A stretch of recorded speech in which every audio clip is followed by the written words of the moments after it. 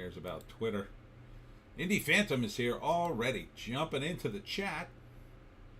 Hi, Indie Phantom. Hey there, breaking news. They are making another Roadhouse for Amazon, touting that 8 million people watched the first worldwide. Is that a lot? Ardent says, not really. It's enough. I mean, when you think about it this way, let's say, for the sake of argument, 8 million people translates into how many subscribers? Indie Phantom, more breaking news. Hollywood is broken. I don't think that's breaking news. So how many of them would be subscribers would be the question. Because let's just say hypothetically, Ardent, live. We do it live. You may see weird lighting because I have the window open and a curtain. I may have to shut all that, by the way, if my air goes on, but I don't think it will. Indie Phantom, yeah, Ardent, it seems surprising. So, how many people would be renting it, and then how many people would be just watching it on Amazon? So I would say the vast majority of the people would watch it on Amazon. So let's say for the sake of argument, 1 million people rent it. And what does it cost to rent a movie on Amazon? Ardent, weird lighting? I know all about that.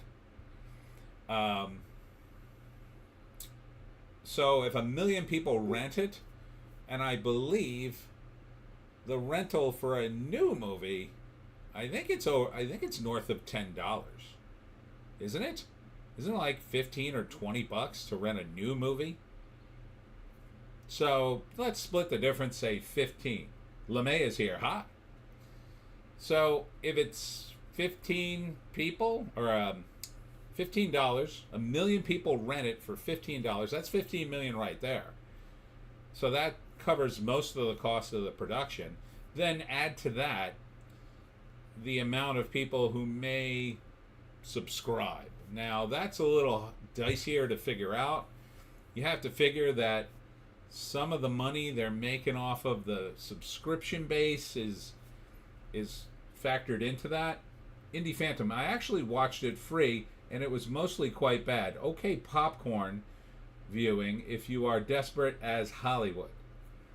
Yeah, the trailer looked okay. I thought it would be halfway decent, but man, they got no writers anymore. There's just none. I could have made that a good movie with a good screenplay. I would have luxuriated in writing that screenplay. I would have been all about it. I would have had references to the first movie. I haven't even seen the first movie all the way through. I would have made it. It would have been awesome. So that they F that up is surprising. Ardent, does Amazon make you rent their productions though? I assume not, given that they don't pay anyone else for the rights.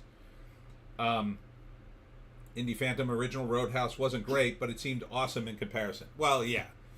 I mean, that's because the floor, creatively, in the 80s, wasn't that bad. Even a bad movie was coherent. Now what they do... Alright, let me finish my thoughts, because I'm getting distracted. So, I figure 7 million people get to watch it as part of their regular subscription, and about 1 million people rent it. The 1 million people aren't subscribers. They would be the people who just dip in and, I just want to watch Roadhouse for some reason. Indie Phantom, new Roadhouse didn't even have a real Roadhouse. Yeah. So, you make $15 million. That covers most of your production cost. There was very little advertising, I think, outside of Amazon's normal stuff, and now it's got momentum behind it. Indie Phantom was like a little patio by the water. The other 7 million people who watched it, you must factor that into their subscription. Okay, so let's say, I have a subscription to Amazon, but what I really use it for is deliveries and buying stuff. But occasionally I watch a movie. So, that's all part of the service. So that's spread out over millions and millions of subscribers. So some portion of that is profit they figure based on their services, which include original movies. So I don't know how much you could pull out of that. I don't know, let's just say $5 million. So yeah, I think that's a win. Plus it's in their library, so it continues to add value to their product. In their view. This is the corporate view of things.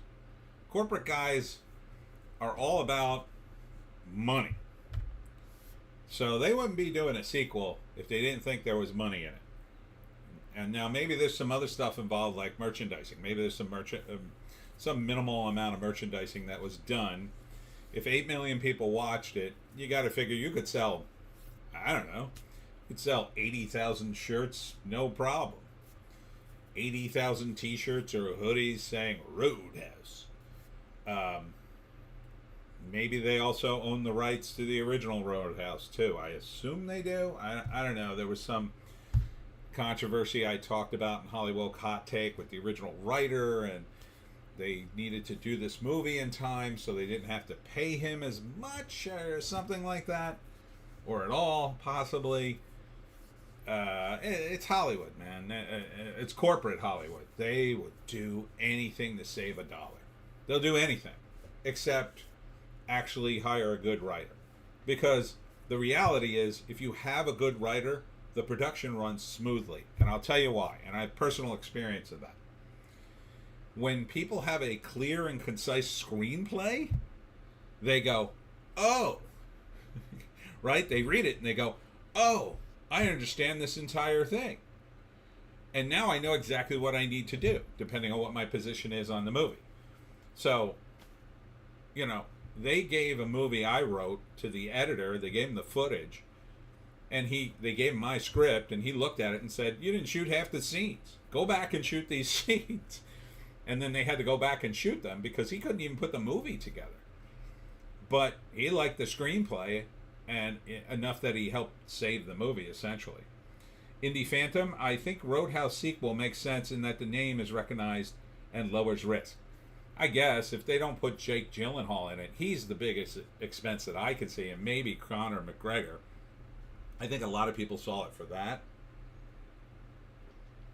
But the sequel, I mean, judging by the reaction to the movie, I don't think the sequel's going to do much business. I would put it B level guys. I would put all no names in the next one. And then, you know, but the thing is, I don't think anyone at Amazon, Indie Phantom, the weird thing was all the controversy with the director and Jake being about no theatrical. Jake is returning, apparently. Yeah, well, it should have gotten a theatrical release, I think, because I think he had a point. Because I think that movie could have done well in theaters. Not super well, but I think it could have done as well as The Fall Guy. That may be why they didn't release it in theaters. They didn't want to go up against Fall Guy, or they had some interest in Fall Guy. I don't know who did the Fall Guy. You know what? I didn't open up any of my tabs today. Now, let's get into the numbers here. Who the hell made the Fall Guy? God. Really dropping the ball. Fall Guy. Is it Universal?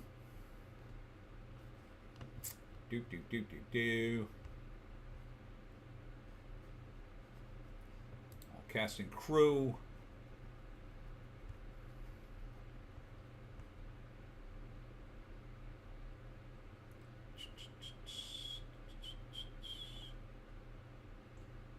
All cast and crew. Who the hell made this movie? IMDb. All right, I gotta go to Wikipedia now. Fall Guy, Wikipedia. Okay, this is the TV show Fall Guy film. All right.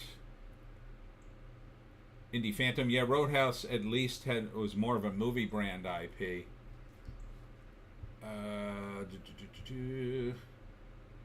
Universal Pictures. I did call that right. Okay, so they may have looked at Fall Guy and Roadhouse and didn't want to put them against each other. But then again, I mean, Fall Guy came out now, and Roadhouse came out a few weeks ago. If anything, it would have been a good idea to put it in theaters because it would have been ahead of Ryan Gosling, and it would have undercut him. And if it sucked, who cares? You would have made theater money. But it's possible Amazon has some interest in Universal or that particular movie, or they cut some sort of deal. Who knows? What do you want, Joan? You're not sitting on my lap. It's way too hot today. Too hot. So just sit there and gripe. Well, do you want to get down? You can get down, but you can't sit on my lap. I'm sorry. All right, there you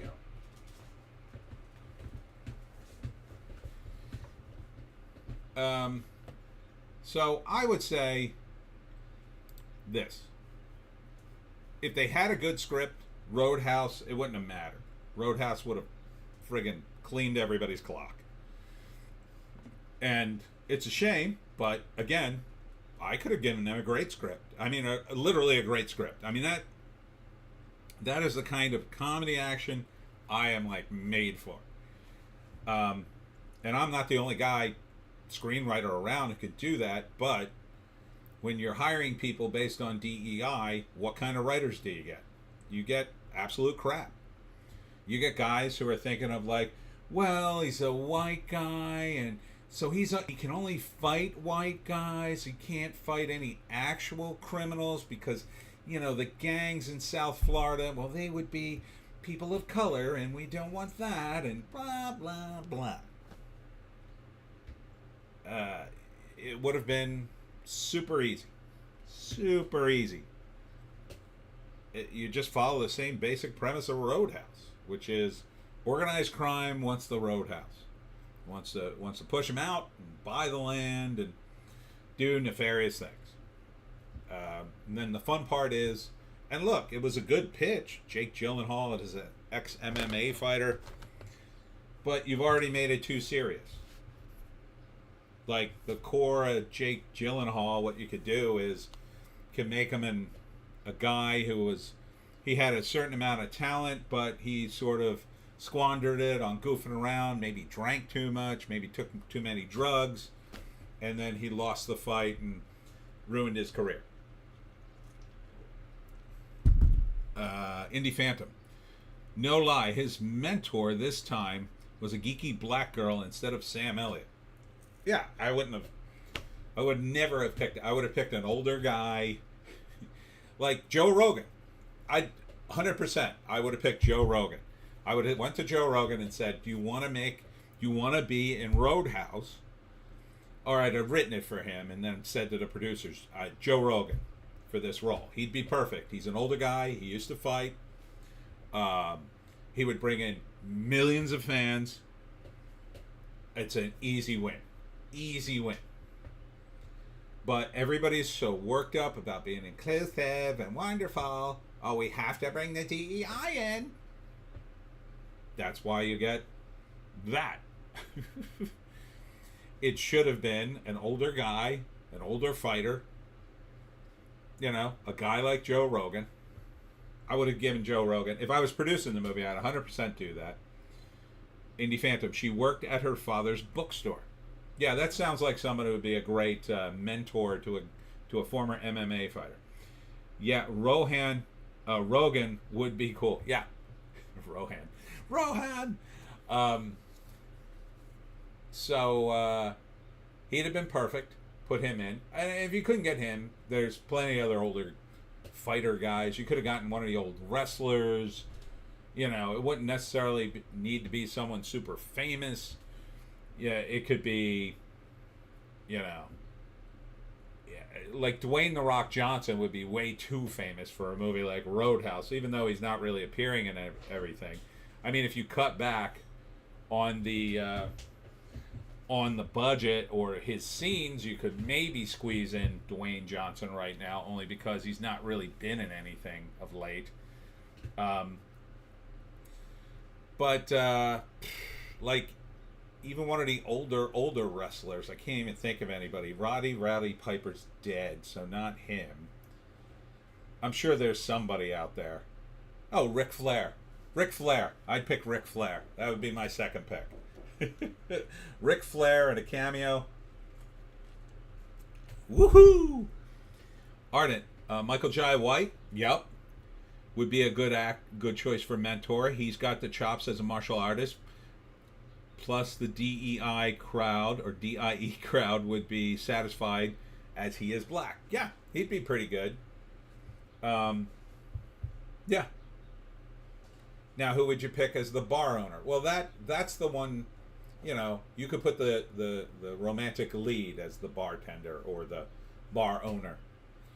And then you would have Jake, is protecting the bar, and you could do the old rom-com thing where it's like Jake's protecting the bar, and at first the bar owner hates him because he's brash and he takes risk and he fights people, and she doesn't like guys like that. And he's like, he finds her a little stuck up and snooty, not laid back. She's always calling him out for drinking at her establishment. She doesn't want him to drink while he's on duty. He sort of skirts around that, and at the same time, maybe he's not supposed to drink because he's got a problem. And eventually that all comes to a head. At first, he's good at keeping away the riffraff, but then they're going to squeeze the bar. And they send the bikers in, and he fights all the bikers. Ardent, need a blind musician to play some awesome blues on the soundtrack. Jeff Healey? Funny. Yeah, and you could add anybody as the customers. You could have regular customers. I would pick like a comedian, for one of the customers. Someone to play like essentially the town drunk or whatever. I mean, you could pick someone like Rob Schneider. You could pick, if you had to pick a girl, just to girl it up a little bit, you could pick someone like Maria Bamford, Nikki Glazer, any of those people. They're funny. You give them a few one-liners, tell them to ad-lib. And so he protects the bar, and at first it goes great, but then he pushes his luck, he gets drunk. Indie Phantom, oh yeah, they dropped the ball on the soundtrack too. That is something they absolutely did not do in the 80s. But back in the 80s, the soundtrack was more important because they would release it and make money on that too. Now they don't really do that much anymore. Ardent, if only Gary Busey were still alive, he'd be awesome. Town Drunk. He's alive. He's alive. Gary Busey's not dead, is he? I know he's not in his right mind, I would say. Gary Busey. He's not dead. Is he? No, he's not dead. Yeah, he's alive. He's just, I think, out of his mind. Yeah, he could be a town drunk. He could just be another barfly. You could have more than one. You make it like The Simpsons. And then so Jake gets over his head. Yeah, he's 79 though. Ardent, well, I mean, Gary kind of should be dead considering what he's done to himself, but no, he's still alive, hanging on. So, yeah, so Jake gets in over his head, maybe gets drunk and drops the ball, and they nearly destroy the bar, and then the girl gets mad at him and says, "Get out," and throws him out of the bar and fires him. And now he's got nothing, and he screwed everything up. And then, his mentor says to him, "Buddy, you got to get back on that horse. You got to save the bar." "Oh, why should I save the bar? She fired me." "No, it's the right thing to do," that kind of thing. And then he just goes after him. Or he starts to leave, feeling he has no choice, and then they kidnap the bar owner, and now they're going to kill her because they feel like they're stuck now. They managed to damage the bar, but they didn't destroy it, and she still won't leave. So now they're just going to kidnap her and kill her because, the bad guys, they're running out of time. And so now Jake risks his life to save the bar owner with the help of his wacky friends, including Gary Busey, who's got a boat or something. And again, there's just tons of one-liners. You know, they're like, you know, the SEAL Team 6, except they're all drunks and idiots, right? SEAL Drunk 6, they could call themselves. Like, I mean, this stuff writes itself. You just make a very serious situation, and then you just add a bunch of one-liners. But you need funny guys to write and act in this stuff. Jake Gyllenhaal is handsome. He's in shape. He's not that funny. Not on his own. He can't carry a movie comedically by himself. Conor McGregor, oh man, I could have given him some one-liners.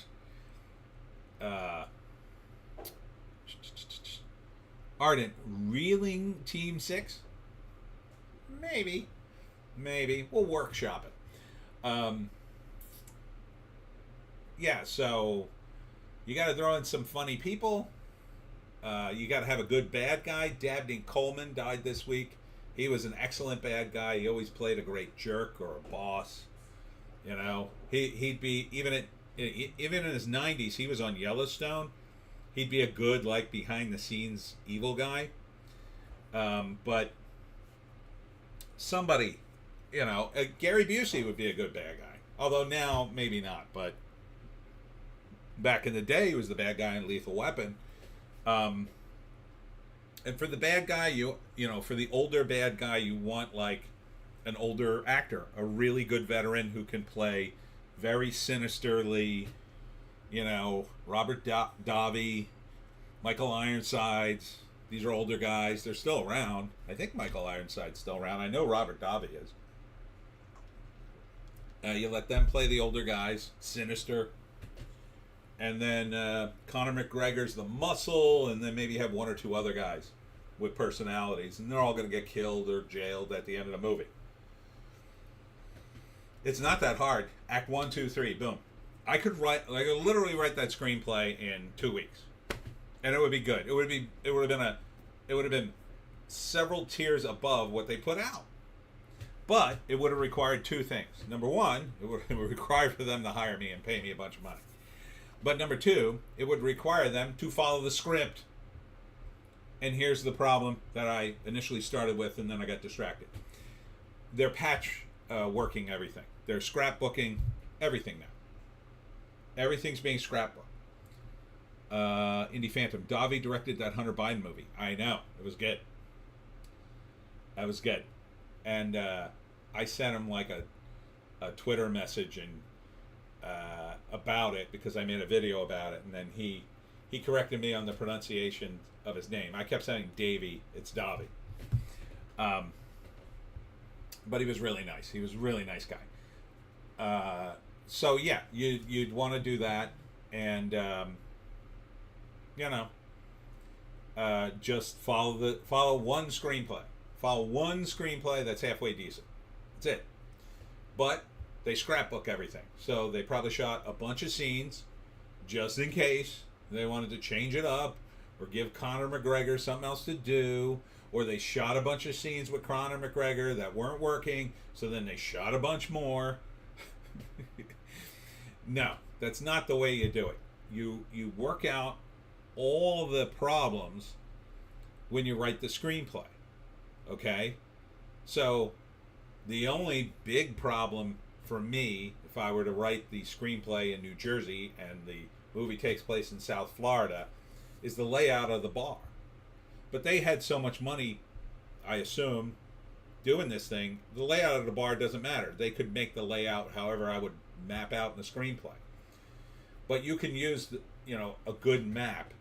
Directors should always make a good map of a place like the Roadhouse, because a lot of action's going to take place in the Roadhouse. So you should know the basic locations. There's going to be the bar and the bathrooms and the front door and the parking lot, the office in the back and whatever.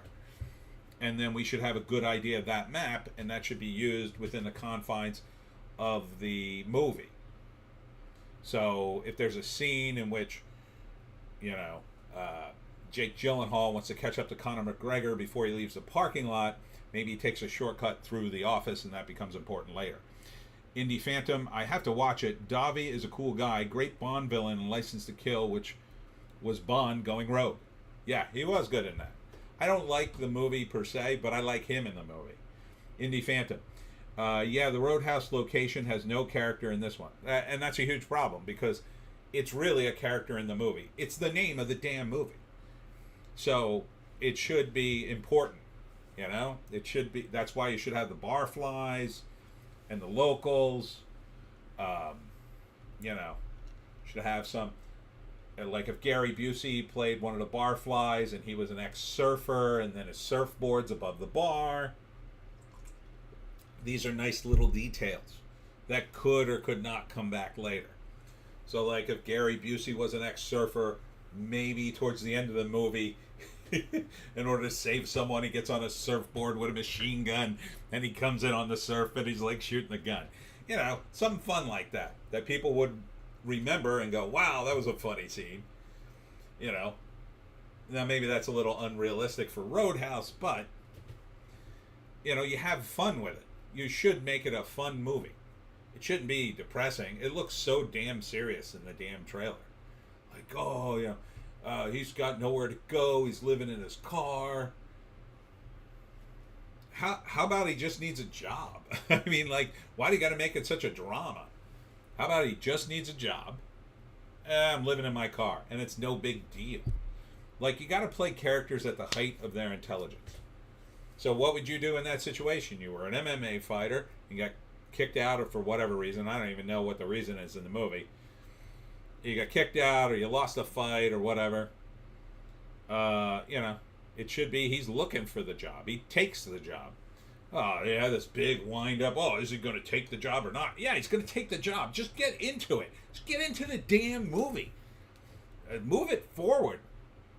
Now, this movie should be a tight 90 minutes. It should barely be over 90 minutes. I don't think it is. I think it's longer than that, isn't it? How old is this damn movie? Or long, I should say. Let me see.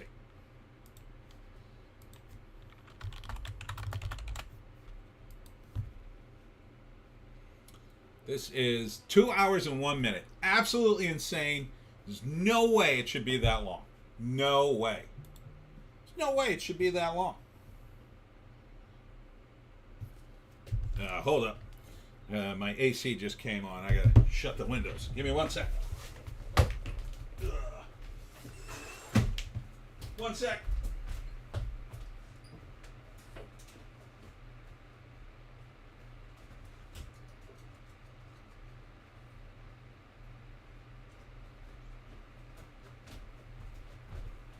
All right, we're good now.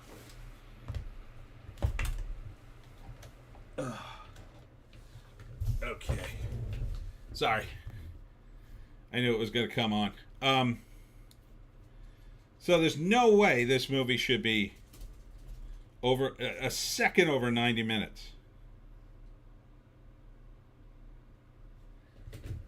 Not a second over 90 minutes. Here's Joan back again. All right, we got the air on, Joan, so relax.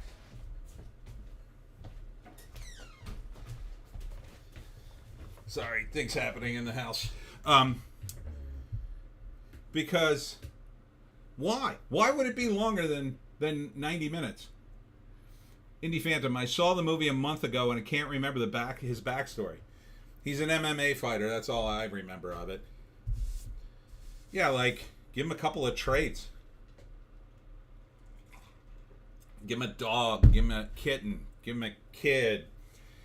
Give him a homeless guy that he gives money to. Like, there are easy things to do to make his character fun and interesting that everybody would like. Make him a ladies' man. He's got a girlfriend everywhere. That would be fun for Jake Gyllenhaal, handsome guy like that. So, like, he leaves the MMA, and where's he living? Well, he's living on various girls' couches. You know, he hooks up with a girl, and then he slides into her apartment for a few weeks and finds a place to live. And then the movie could open with him being kicked out by one of his girlfriends who's sick of him living in her apartment. Yeah, it's been great. It's been a crazy month, but you gotta go. Now what? Joan, you can't sit here. It's too hot. All right, look. I'll tell you what. You big baby. Sorry. Let me put Joan up here. Here, you can sit in your spot. There you go. That's your spot. Now I got to put the drink right in front of the microphone. Everybody's going to hear ice clinking. Are you happy? Are you finally happy? I got to get the Joan cam back. So, yeah, little details make the movie. You know? And then you could always do something with it at the end of the movie. So if he's like chewing gum all the time, leaving gum everywhere, there could be a scene towards the end of the movie. He uses the gum to, I don't know, distract the guy, spits it in his eye, and gets the gun away from him. And I mean, there's a million things you could do. It's all these little details. But these guys don't put that kind of effort into the movie when you're scrapbooking it. Because when you scrapbook it, you're shooting all these scenes. You don't know if you're going to use them or not. Then you're going to sit around with a team and look at the scenes and say, well, should we include this scene? Should we include that scene? That's the job of the screenwriters, moron. Joan, what are you doing? I sat you there. You can't sit on my lap. It's too hot. Here, go back to the floor. Having such a time today. Sorry. It's so easy to me. But I've been writing screenplays for, 30, 40 years now. It's just so damn easy. I could have knocked it out of the park with Roadhouse. That's like right in my wheelhouse. But would they let me do it? No. There's no way they would hire me. Where'd that come from? There's no way they'd hire me, and if they did, they'd probably run roughshod over the whole damn story anyway. Indie Phantom, they wreck the Roadhouse, so I think he should be in a whole new town next time with better characters. Yeah. I mean, they shouldn't have. They should have kept the Roadhouse. At least, some of the key elements. But see, here's the other thing they're thinking too. If they had added all those barflies and the movie was a hit, then they'd have to have them all back. And then their agents would renegotiate for more money, and they don't want that. So that's another factor in this whole thing. This is what happens in movies. They're always thinking of the money. They're not thinking of the creative part. The creative part would be seeing the same characters come back in a different situation. Or seeing the character off in a whole new situation. Could be. They've done that. I'll point you to Mad Max. Mad Max. The first movie is like, it's like a cop movie, basically. And then the second movie, that's like out in the desert after civilization falls. But the first movie is civilization falling. It's the second movie that really starts what people consider Mad Max, all the desert crazy stuff. And that's what's fun about that series. The first two movies are very different from each other. Indie Phantom, it's such a scattered script with a bunch of random bad guys. Yeah, probably because they scrapbooked the whole thing, thinking they're going to, it's going to save us money, See, then we can make the movie whatever we want. No, you can't. That's a corporate guy trying to make a movie. That's a corporate guy saying, we have the 5 elements that are in movies that are in hit movies. Okay, then we're good. No, you're not. That's not how movies work. It's a vision that goes forward. It's not a bunch of elements. It's not like a can of peas. Well, we have the peas, and we have the water, and we have a little bit of salt, and we have a little bit of cumin, and that's why our peas are the best. No, that's not the way it works. It doesn't work like a can of peas. It works with somebody having a singular vision and a character that has a real voice. If you're scrapbooking, nobody has a voice. None of the characters do. They're kind of all over the place. And when you get into producing the movie and shooting scenes, it's really easy to forget about the rest of the scenes you either haven't shot or already shot. Oh, this is funny, let's do that. And then you get back into editing and realize, that won't cut with the previous scene. We undermined a bit that was in the script. That's why you do it in the screenplay. That's why you have a screenwriter who thinks through all these things, right? When I write a screenplay, I write it from beginning to end, and then I sit there and I read the whole screenplay, and then I look at it as a whole. It's a whole plan. It's like a battle plan. You don't take my battle plan and say, we're just going to do this one. And then if we get any better ideas, we'll do something else for the rest of it. That won't work. Well, it might work. Sometimes it does. Sometimes you have a really awful screenplay and a director who is thinking, as I just described, will fix it. But that's not the way it normally should work. You need to get a good screenplay and follow the screenplay. If you don't like the screenplay, don't shoot it. Indie Phantom. Furiosa will have some cool stuff, but already hearing it's like an hour too long and 40 minutes before the grown Furiosa even appears. I so care nothing for Furiosa. I don't want a not Mad Max movie. This is what, again, they keep doing the same thing. Oh, we have here's some not Batman TV shows. We have Pennyworth about his butler, and we have Gotham. It's about the city. He's not in it either. We have the Penguin. It's about one of the villains. Oh, he's not in that.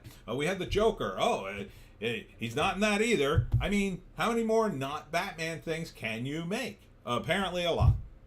And people keep going to see it. I don't know if they're expecting to see Batman. Now they're doing it with Mad Max. Oh, here's a Mad Max movie. Mad Max isn't in it, but one of his friends is. Oh, great. I can't wait to see Mad Max's accountant, Fred. Fred the accountant. Oh, Mad Max sure wrecked a lot of cars this week. Oh, no, I'm off in an adventure. Just make a new movie. It's not that hard. However, they're trying to capitalize on the name brand recognition of Mad Max because nothing else is working. Nothing new will work in their eyes. Oh, that's too hard. But if we already have name recognition, then that's good. Ardent, Furious Fred. There you go. That they probably, their defense would probably be, if we didn't make Furiosa and we made an original movie, it would have done worse. And to my response would be, not if it was a good movie. Ardent, mildly peeved Millhouse. My glasses. Yeah, I mean, it's like these people are so desperate to start a franchise, but they won't start anything new. If you start something new, there's a possibility for a franchise. Again, all you need is a screenwriter. If you hired me and said, well, we want this TV detective drama, but we'd like to keep it open to do a sequel and possibly a broader universe, I would say, okay. And I could deliver you a screenplay with potential in those areas, and it would be a coherent narrative, right? So I would know, number one, don't kill the protagonist. That would be number one. Number two, introduce some interesting side characters that help the protagonist along that maybe would be interesting in a movie on their own. It's not that hard if you go into it with open eyes and if you follow the screenplay and if you have a talented screenwriter. If you don't have a talented screenwriter, the movie is dead. It's absolutely dead. Now, maybe the director can save it. That's the one fail-safe. That a director can save a poorly written movie sometimes.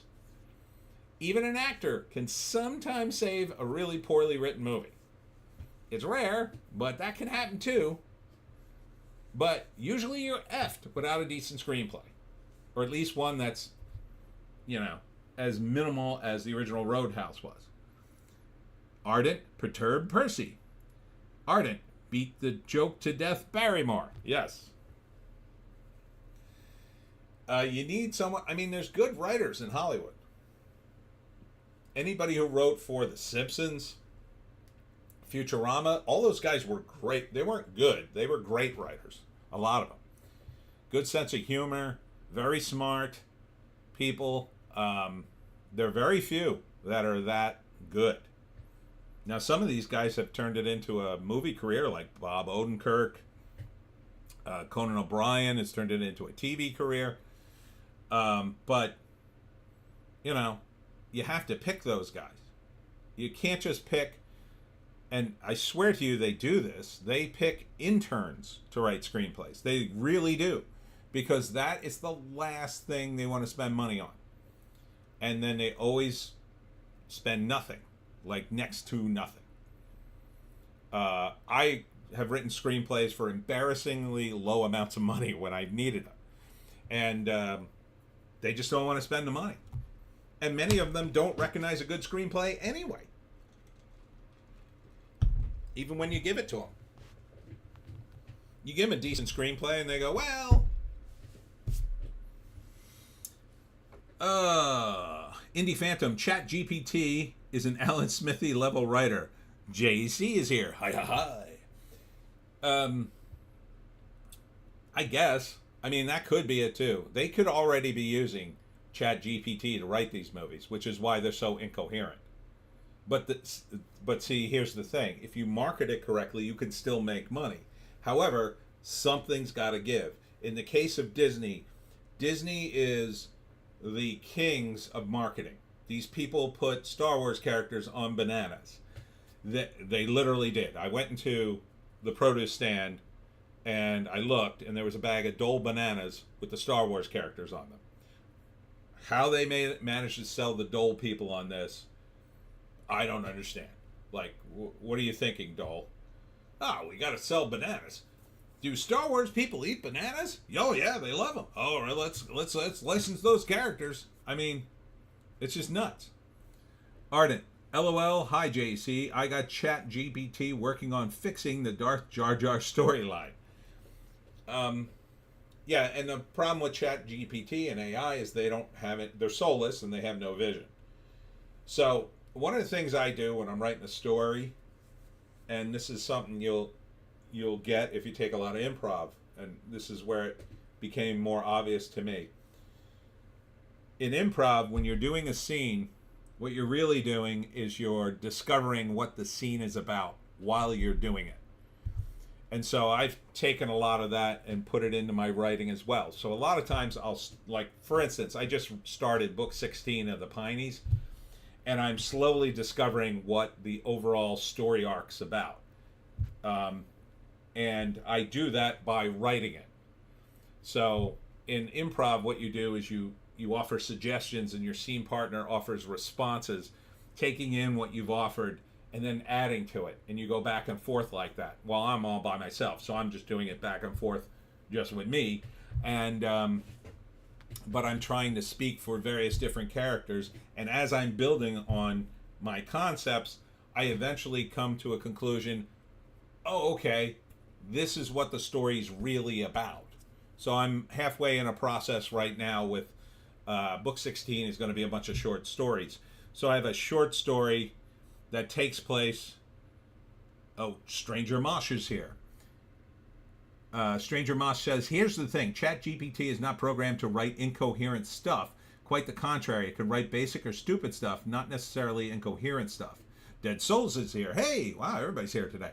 Stranger Mosh, I seriously believe the incoherent writing is more about S people in charge, both writing ego pieces, ESG stuff, ideological nonsense, or producers adding notes that ruin the rest. Those are all very true as well.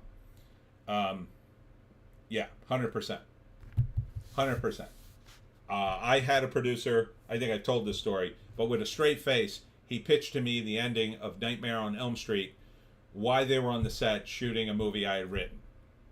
And I said, wait a minute, that's the ending to Nightmare on Elm Street. And he went, nobody will know. Fortunately, they did not listen to him, but I lost my damn mind. So, and when you think about the ending, if you've never seen the ending to Nightmare on Elm Street, it's the dumbest ending ever, but I don't know why you would steal it. The ending is, they're back in the dream. This is a Freddy Krueger movie. They're back in the dream, and I think the mother character is waving to the kids as they leave, and Freddy reaches out of that little tiny door that's in a door where it's like a peephole door. He reaches out, grabs the mother, and pulls her through that little hole, indicating that they are still in the dream world. And it's the dumbest thing ever. But he wanted to steal that. I didn't even know how we were going to steal it because it would have required like special effects that we did not have on that movie at all. JC, it was just a dream? LOL. Dead Souls, for some weird reason, the live started me from the beginning. Oh no. Well, I don't know, push ahead with your cursor or something? Um, well, feel free to chat about Roadhouse, I guess.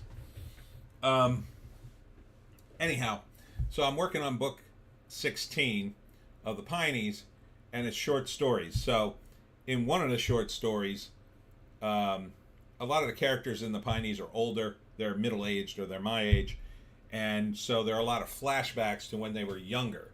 So I have a modern day story where the characters are older, but I know that in about 4 or 5 chapters, I'm going to go back into the past, and they're going to be teenagers in a story that takes place in the 80s.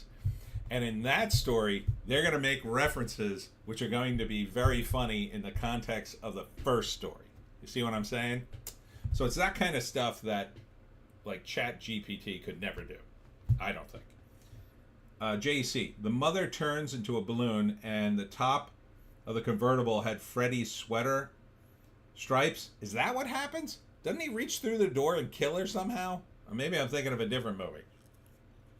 Anyhow, it's stupid, whatever it is. I remember it being very stupid. And I just remember saying to the producers, you can't possibly be serious to do the ending of Nightmare on Elm Street. And he was like dead serious. He wanted to do it. And like, what would it get you? It would just get you condemnation. Like, people wouldn't see it and go, oh, that's the ending for Nightmare on Elm Street. He thought people wouldn't even remember. And it wasn't that cool to begin with. It was really stupid. It had nothing to do with our movie, more importantly, like literally zero. Like, there were no dream sequences. There wasn't a dream murderer in the movie we were doing. It was just bizarre. Mother turns into a balloon. JC, yeah, he reaches through the door and she turns into a balloon. And he pulls her through the window. Oh, okay. Weird. I don't remember that. I remember him reaching through the window. I don't remember the balloon part. Indie Phantom. He also reaches through the door. Yeah, oh, okay. Strange. I'm telling a lot of war stories today. Yeah, old veteran writer. But yeah, the Roadhouse, everything I think goes back to the script with that. Here's the thought. They shouldn't have screwed the original writer. What they should have done is brought him on board and given him some money. Like, think about it. They're in a lawsuit with him now, okay? Which probably means that they're never going to ever hire him again, but whatever. But imagine they just said, oh, let's hire the original writer because we have an excuse to do that. Even with all the DEI crap, we'll hire the original writer to write a sequel of sorts, right? And you could say the Patrick Swayze character is the dad of Jake Gyllenhaal, or he was the grandfather of Jake Gyllenhaal, or was related to him somehow. You know, even if you couldn't show Patrick Swayze, you could mention the character's name, and people who saw the first movie would go, oh, that's so-and-so from the first movie. And that would have been a cool little thing. Even if nobody in the 2024 under the age of 30 would have gotten it, for the fans of the original movie, it would have been, oh, wow, that's cool. And it would have cost you nothing. Literally nothing. It would have cost you $0 to do that. Indie Phantom, think Craven didn't want the ending. Who would? It's a dumb ending. JC, she's not supposed to be a balloon in the context of the movie, but the effect is just him pulling a balloon shaped like mom through the door window. Oh. Yeah, it's dumb. It's dumb. But yeah. So, just hire the original dude. Think of all the money they're going to waste now fighting him in court. They're probably going to end up paying him something. They could have just paid him the money. Whatever they pay him in court, they could have just paid him. Said, hey, you want to write another screenplay? Yeah, here's $200K. Like, $200K in a movie screen for a movie budget is nothing. And that's what you get, usually. You get about $200K. If it's union, you get royalties on top of that, which they really don't want to pay, but whatever. If the movie's big, so what? It's only a percentage. It's not like you're losing any money. You're talking about cutting the one guy out who's absolutely crucial. Look, you get one bad actor in a movie, As long as he's not the lead, you can survive that.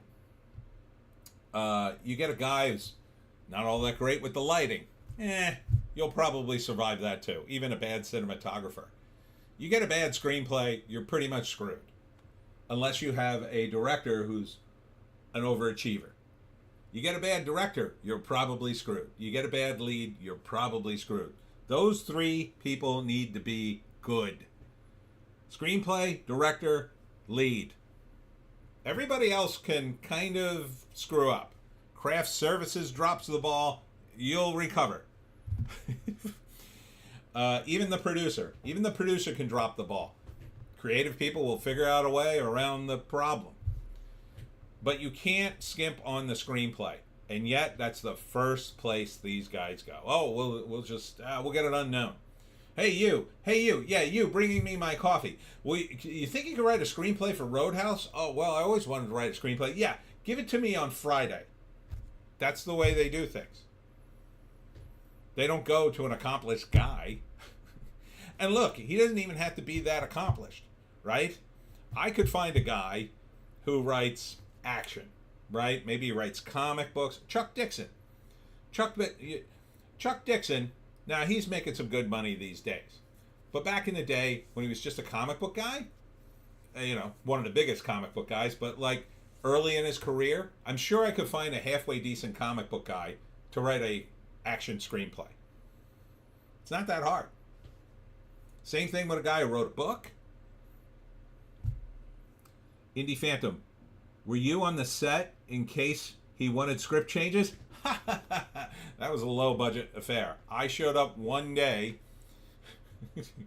to see what was going on, possibly get some free food, and possibly see if any of the actresses were into me. Yeah, there was no way. They weren't going to pay me. It was a very low budget affair. So, and the only reason I went, it wasn't that far from my house. Stranger Mosh. Actor cusses out lights guy as Christian Bale. You can survive that. Yeah. He's not supposed to do that, but yeah. I mean, look, the light guys are important. The crew's important, don't get me wrong. But, there are a few guys who are very key. That's why they call them key grips. Your movie cannot survive without a decent screenplay, a decent director, and a decent lead that's charismatic enough to carry things. You had a decent lead with Jake Gyllenhaal. The director, I would say, probably not a good pick, because he allowed his production to go. I would also say your producer is probably the major problem, because he allowed this to get to where it's at. He should have just paid the writer. He should have went to the screenwriter and said, okay, we'll give you some money. We want you to write a sequel. It's starring Jake Gyllenhaal, and here's what we want. Here's $250,000. Oh, that's not enough? Okay, here's $300,000. Oh, we'll be generous. $500,000. I mean, he could say no. And then you could say to him, well, we'll make the movie without you in a couple of months. We bought the rights. We're waiting for certain things to expire or whatever. I mean, how hard is it? It's not that hard. You're going to say no to $500,000? I guess if you're making $1 million, you might say no to $500,000. But I know few screenwriters that would say no to $500,000. Stranger Mush. Indie Phantom. LOL, checking out the female cast. What typically do they have for craft services on these small flicks? Pizza. The end. Or, what happened on, I don't know if I should tell you, but I was on a set, and I won't tell you because I might get myself in trouble, but I was not the writer on it. I was an extra, and they not only didn't have food for the extras and didn't pay us, but they handed us all menus and addresses of local restaurants and told us at lunch, well, you can go to lunch now. And I was like, you guys aren't even going to feed us? And they're like, no, we don't have the budget for that. So you guys go get food, but get back here by 2 because we're going to shoot something. And let me tell you, that was a dumb move. That actually lost them money because you know exactly what happened. We had a bunch of non-actors suddenly go into town and stop at diners and went to McDonald's, and some guys came right back. Other guys luxuriated at the restaurant, talking to their friends and blah, blah, blah. And then everybody trickled back one by one. Like, that's the dumbest thing to do. I mean, if your movie can't afford a few pizzas for the extras, I mean, our movie had pizza for the extras, and I tell you how to get it. Here's the secret. You're shooting a movie, right?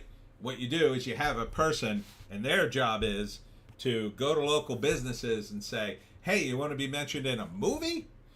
And eventually you find a restaurant that goes, oh yeah, that'd be cool. And what do I have to do? Well, you just have to give us a bunch of pizzas and sodas for our cast. And so we had a girl who did that. She went to Pizza Hut. She talked to the Pizza Hut local guy. They said, sure, we can throw you some pizzas and sodas. And we just need some paperwork so we can approve it through corporate or whatever. And they could write it off on their taxes as a business expense or whatever. And they did that. And we had free Pizza Hut pizza. Gross, by the way. Gross effing pizza. I hate Pizza Hut pizza. But it was free, so I ate it. You know, if you're some kind of vegan that needs a salad, yeah, good luck. Unless you're the lead, you're not getting that salad. The lead will get a free meal. You know, a couple of the main actors, they'll probably get meals. You have to buy them meals. But the extras, not even the crew. And you got to get pizza for the crew. And unless one of those crew members is like, oh, I'm allergic to pepperoni and cheese, you know, he's just going to eat pizza. Because it's a small production. And that's the way it works. Now, if you're smart, like on little movies and videos that I shot, that was the one thing I spent money on. Food. I made sure my crew and cast got food. I said, no, you don't have to go anywhere. I'm getting you pizza. We're all going to have nice pizza. Does anybody cannot eat pizza? You need a salad? Okay, I'll get you a salad, but everybody else get pizza, okay? And that's what I would do. And it would work great because nobody would leave. Very key. Because you don't want them leaving for food because you never know when they'll get back. If you're not paying them like money to be in the movie, they may never come back. And number 2, they'll just eat because they want to get done. Ardent used to work at Pizza Hut. You're not wrong. I got so much trouble for making better than should have been pizza. Yeah, I hate the pizza at Pizza Hut. Oh, so gross. The aerosol butter literally made me want to throw up when I saw that. Ardent, just order chicken Caesar salad and fire the vegan. Yeah, sometimes you can't, but anyhow, enough old war stories, because we're here to talk about box office. Oh my God, it's first hour, and I'm just getting to the box office. All right, so let's see what's making money or not making money in Hollywood. First up, IF. I don't know what it's called. I think it's called IF. It stands for Imaginary Friend. Ardent, aerosol butter must be an American thing. Canadian Pizza Hut didn't have that. Literally, it was a can. It looked like hairspray, but it said unsalted butter on the side. And they would spray it on their pans and put the dough in. So gross. I'm on the verge of throwing up just thinking about it. But If stars Ryan Reynolds, 35 million. This is a not great opening for a semi-summer movie, but I wouldn't expect this movie to do that big. It's a kids movie. It's about imaginary friends, and you know, what would you expect this movie to do? I mean, 35 is pretty good for what it is, but God, what did this movie cost? It's full of CGI. 110 million? I don't know, man. I mean, it's at 55 million now. I guess you might break even on the production budget, but they spent a lot of money advertising this thing. LeMay, Oh Pam cooking spray. Yeah, that's kind of what it was, but it was like a more generic version. I guess that was made to taste like butter. So next week, maybe you do 25 mil. That puts you at 70, then 12, puts you at 82. Yeah, you might just break even on the production, but I think they spent a lot of money advertising this thing, so that's not good. Ryan Reynolds can't carry Hollywood all by himself. I mean, it looks fine. I wouldn't go see it, but if I had kids, maybe I'd take them to go see it, but you know, how much money are you going to make on a kids movie starring Ryan Reynolds? Number 2 is Kingdom of the Planet of the Apes, dropping by 55%, 26 million. So they're saying this movie's doing well for the Planet of the Apes franchise, which I find hard to believe. I mean, 237 is okay. Production budget was 160. So this might break even if the formula is to be believed. If you have to make 320 million, I think this could make another 90 in the next few weeks. Let's see. Indie Phantom. If is the movie equivalent of Bad Pizza, or probably the movie equivalent of like that cheap ice cream that you used to get. You'd pull the lid and you'd have a little wooden spoon to eat it. It's good, you know, if there's nothing better. So Kingdom of the Planet of the Apes, 26 million. Let's see. Let's do the math on this. 26 million. What did it make? What did it make internationally? It's making about the same. JC, even Bad Pizza is pretty good. Yep, as they say. So maybe next week it gets another 26 million with the international. So needs another 90. Then it makes another 13. Then it makes another 7. So it's 46. Then it makes another 5, let's say. Yeah, it might fall a little short. But I don't know. I can't get a good read on the advertising on this one. Although they did pimp it hard for like a week. Ardent, pizza is like beer, is like sex. Even when it's bad, it's still pretty good and better than not having it. True. So true. So, LeMay, Possum Reviews said Kingdom of the Planet of the Apes was serviceable. Okay, but not amazing. Yeah, at this point, where are the important stories? I mean, they're way in the background. You might as well go right to a TV show with that.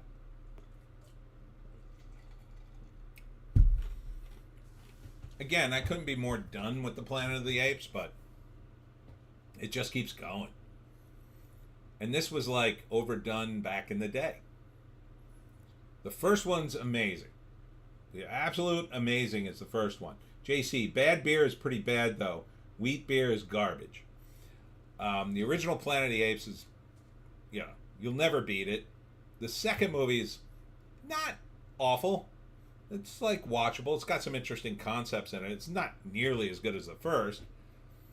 And then after that, it's just, it's about what this is, serviceable. You know, that was back at a time though when dystopian future movies were kind of an interesting concept and hadn't really been done all that often. Now they're done every other week, so. Ardent, serviceable is a terrible adjective to apply to your work. I feel bad for the guys behind Kingdom of the Planet of the Apes. I was reading the whole word. Co-plot apes? Yeah, just, it's time to move on. JC, the second one is the worst out of the first bunch. Barely a movie. Yeah, but it has the cool radioactive guys that worship nuclear weapons. I like those guys. Indie Phantom. Actors should recognize that CG apes and fish are doing better at the box office, although most of these flicks bore me. I think they bore everybody. I mean, again, who goes to see... Who watches TV? Who's watching these movies? I tell you, it's people who don't really give a crap about movies, right? I don't know what you guys do in your normal lives. Some of you I do, but me, I'm like in creative stuff all the time. But I can totally imagine a guy who just works 9 to 5. He doesn't really follow movies. He doesn't really follow TV all that much. When he wants to watch something and it's there and it's serviceable, he'll watch it. And he'll think, it was okay. If it's just okay, if it has a few interesting things, that's enough for him. Because then he tunes out and he goes back to work or he goes back to his family or whatever he's doing, whatever he's actually concerned about. It's not movies. It's just not movies. So, and it's not that he's incapable of recognizing a good movie. It's just that movies are just not that important to him. He'll see whatever's, it's kind of like people who will just eat whatever's there. People who aren't discerning, don't have a discerning palate when it comes to food. They just eat whatever. I really like certain things, but there are other foods, like, I'll eat it if it's free. Just because I'm always broke, and that's just a way for me to save money. So it's kind of a similar attitude, I think. It's... So that's why some of these AI generated things will probably be pretty serviceable for a guy like that who's just working and working and working. He's got nothing else to do. Now, is he willing to pay real money for that? Maybe, but he probably has an ulterior motive, right?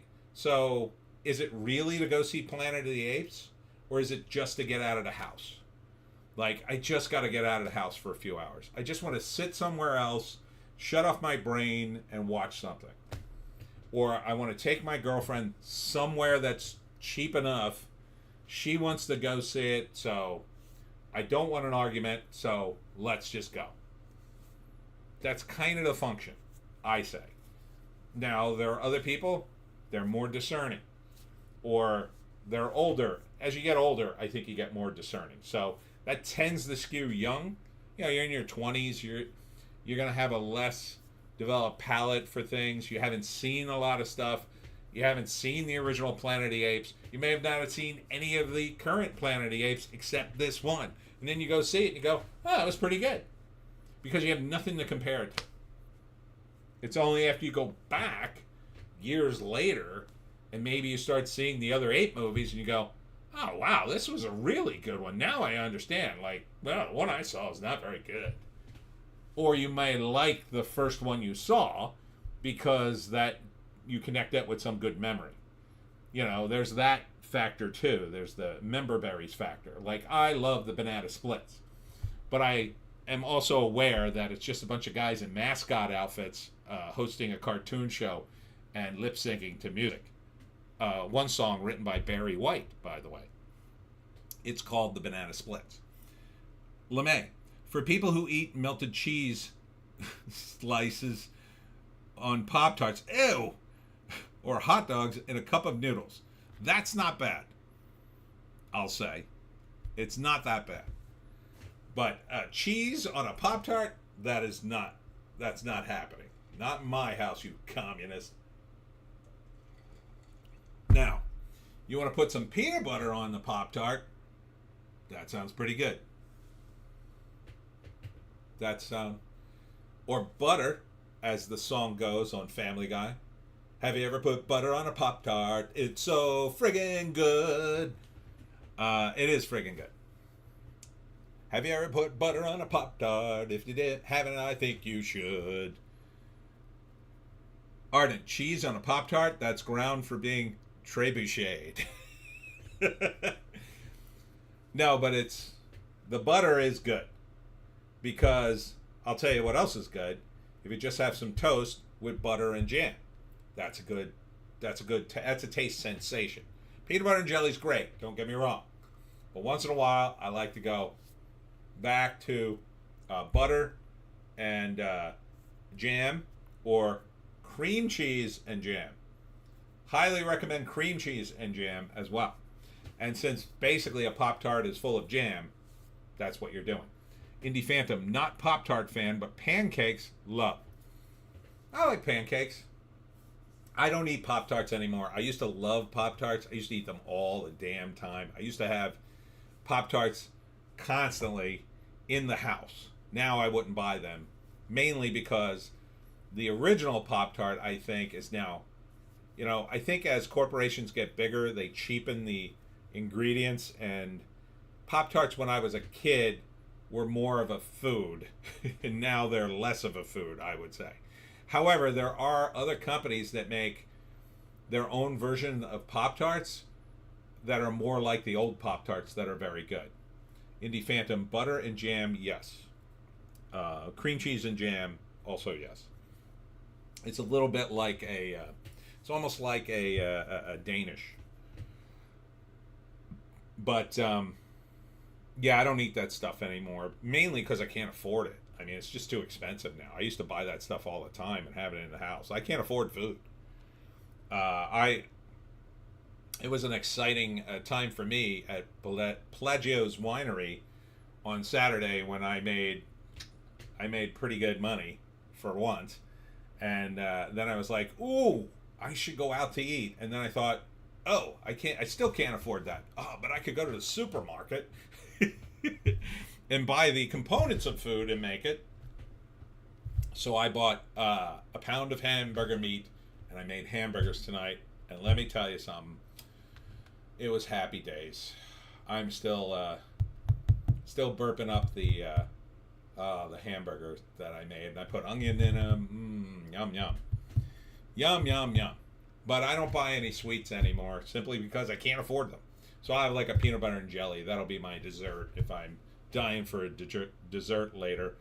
But I'm thinking about butter and jam now. I really am. I used to get cream cheese, but again, can't afford it. Can't afford it. It's a bad investment for me because I don't eat enough of it. It'll go bad. Like if I could buy cream cheese, like if I could steal the cream cheese cups, those are perfect for me. It's like one serving. But like a whole block of cream cheese, it'll go bad. I'll never get through the whole thing. I don't eat breakfast that much. I get up at like noon. So, sorry, you're learning way too much about me. Anyhow, Kingdom of the Planet of the Apes probably won't break even if the advertising is to be believed. Strangers Chapter 1. Now, this is a horror movie. It made $12 million. That could be the whole thing. Let's see. Yep, just about. $8.5 million budget. It's already made $12 million. That's money, baby. That's the way to make a movie. If I've taught you anything, what are the three kinds of movies that always make money? Horror, number 1. TNA, number 2. Or action, or any combination of those three. Those are the three. And because you can always get overseas distribution, everybody overseas will buy those three types of movies. Any other type of movie, there are cultural differences that won't translate. Horror always translate. Action always translate. Boobies always translate. Store bang. Fast food is done. I blew $13 on just a burger, fries, and Coke at Carl's Jr. the other day. Never again. Yeah, it's too much. The whole point of it was it's supposed to be cheap. Now you're going to get into what happened in the 70s. Say, like, back in the day, and I know this is going to be this is such a weird stream. Back in the day, Dunkin' Donuts made their own donuts, and they were amazing.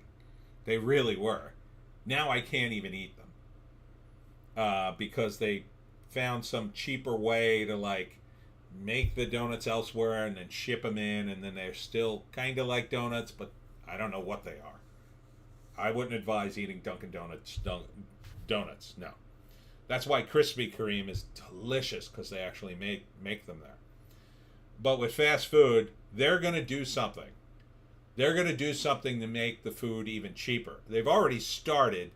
I saw a video online of the patties they're using for McDonald's now. They're super thin and they're a little smaller on the Big Mac. The Big Mac used to be like this.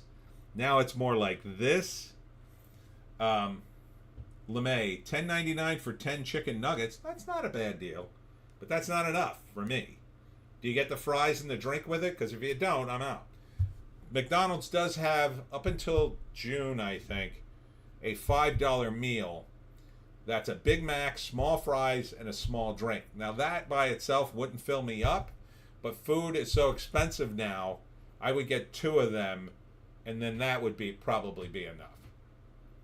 And but I wouldn't eat at McDonald's anyway. I just won't waste my money, because I went to the store and bought a pound of hamburger meat, and I made 5 burgers with it. I fed one to Joan with nothing in it, and then I made 4 for myself with onions and all kinds of stuff that I like, and cheese. And I ate 2 for dinner, and I'm going to eat 2 probably tomorrow. LeMay, no fries or drink. Yeah, that's not enough for me. The other thing you could save is you could save on just, taking your sandwich home and then getting your own drink. But,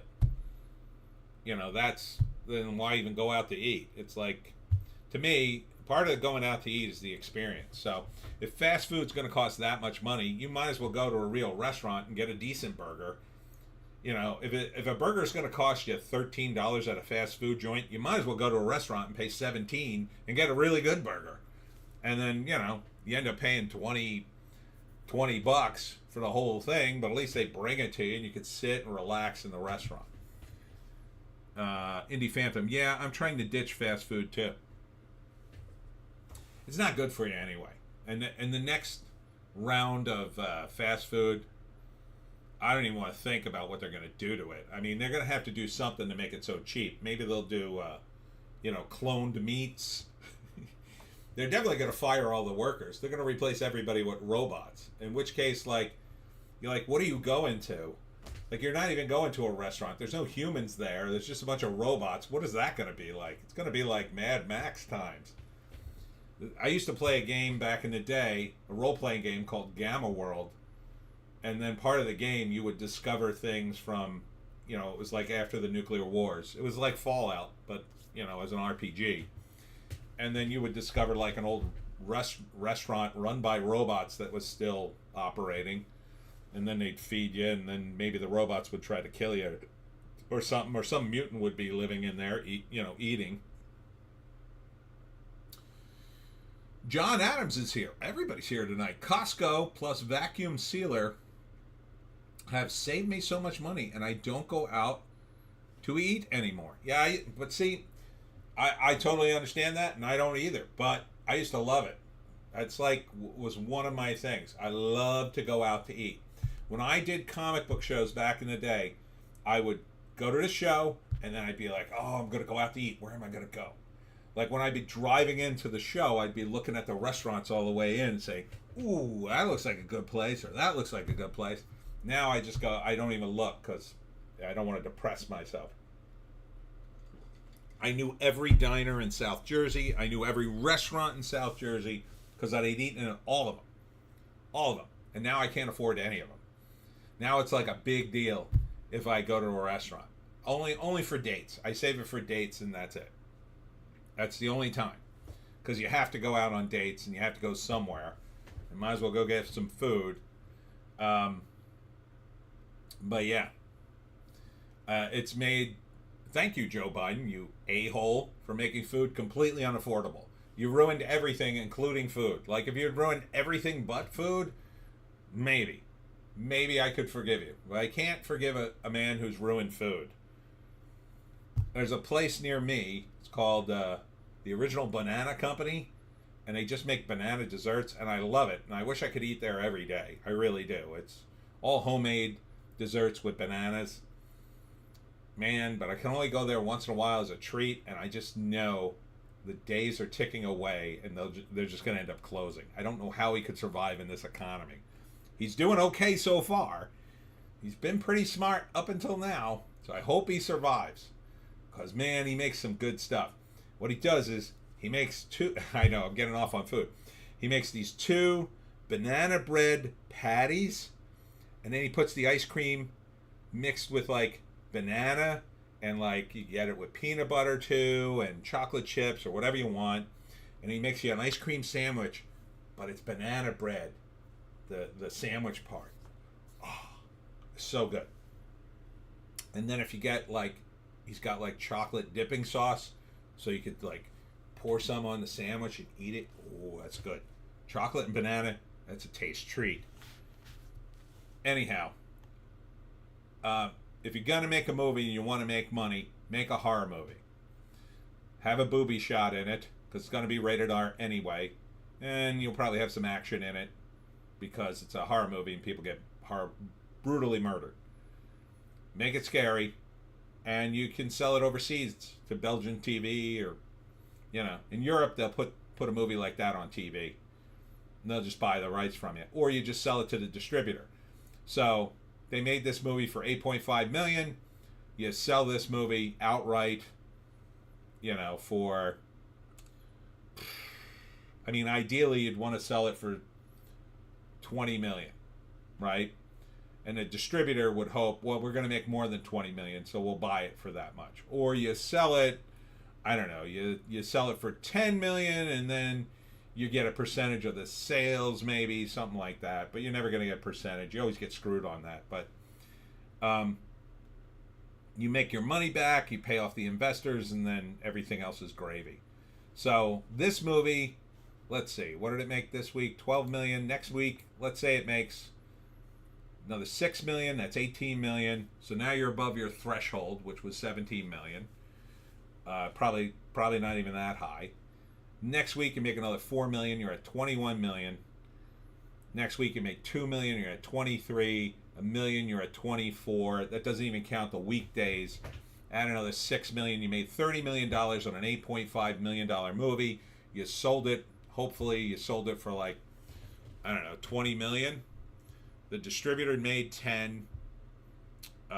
You made a couple of mil. Your investors all doubled their money. Everybody's happy. This is Lionsgate though, so it probably didn't work that way. It's just Lionsgate says that cost them $8.5 million. It might have cost them less, and they're inflating the numbers or whatever. But that's good money. It's good money. It's smart. Lionsgate is smart for making movies like this. This is exactly what Disney should be doing. They should start a completely different division and do nothing but low-budget horror movies for under 10 mil. And they should make, like, at least a dozen of them a year and distribute one every month. And they would make money every single time. The Fall Guy drops from 2 to 4, 127 million. I think this movie's done. Oh, it made its budget. It's not going to make... I mean, they spent a lot of money advertising this thing. This is not good. So I think they spent $100 million. This is why I was arguing with my friend. They should have given Francis Ford Coppola a deal. Like, he had to struggle to get a deal. He got distribution finally for Megalopolis, but if you're going to throw $120 million at The Fall Guy, you can't throw $100 million at Francis Ford Coppola in his first movie in years. Come on. I get it. Not everything he's done is genius, but I mean, The Fall Guy, it's going to make at least it'll make its money back, or close to it. Fall Guy, I don't think will, not the advertising. But number 5 is The Challengers. This is dropping from 3. This is Zendaya getting railed by 2 dudes. It's made $78 million worldwide. Cost $55 million. So, is that money? Maybe-ish. Probably not. They spent a good deal of money on this too, because I think this movie got jammed up by something. I want to say the pandemic, but it may not go back that far. So, I wouldn't say it. I think it's based after a book, but it's on Amazon. So now, why would you give the challengers a movie about Zendaya getting railed by two dudes, theater and theater opening, but you won't give Roadhouse? Doesn't make any sense. Number 6, not doing well. Back to Black, the Amy Winehouse biopic. I think they expected this to do well too, but look at this, 2.8 million domestic, no one cares. 23 million worldwide. So, what did this cost? No idea. I bet it cost more than 23 million then. It's hard to say because if they had to license the music, it would cost a GD fortune, but they usually cut some sort of deal when it's a biopic like that. Focus features? I don't know. I mean, these movies never really make a ton of money, but you'd think Amy Winehouse would have done something. I think this movie's a little late. Probably should have made it 5 years ago. Like 5 years after she died would have been a long enough time. She wasn't that famous. It wasn't like Whitney Houston. Whitney Houston, they waited way too long, but Whitney Houston was mega famous. Amy Winehouse was famous, but I guess she's more known to an international crowd, it seems. Dropping from 4 to 7 is Tarot. Again, another horror movie. 29 million worldwide. And what's the budget? Oh, they don't say. I don't know. This has a little CG in it, so might be over 10. But that's probably money. It's probably money. Godzilla times Kong, X Kong, with Kong, against Kong, versus Kong. The New Empire drops from 5 to 8. 1.7 million. This movie made money. I don't even have to look, but what was the budget? 135, yeah. So, Kaiju stuff doing well. You know why? Because you won't get a woke lecture in these movies. Yet. They haven't figured out a way to do it that makes any sense. It's just monsters stomping on things for the most part. Good.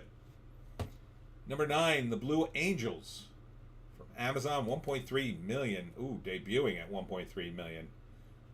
Feels like a Top Gun knockoff.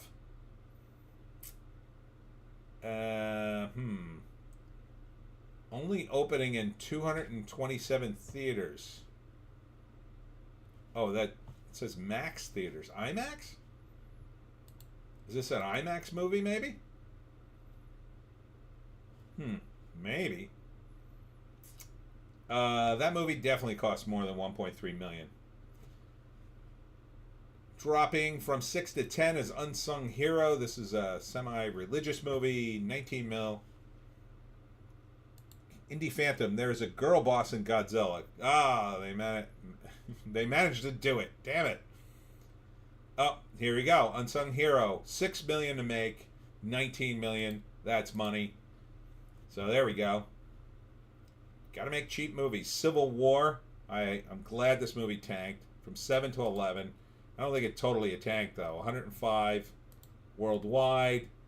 Budget, no, it made money. Damn it. Damn it. I wanted this movie to tank. Damn it.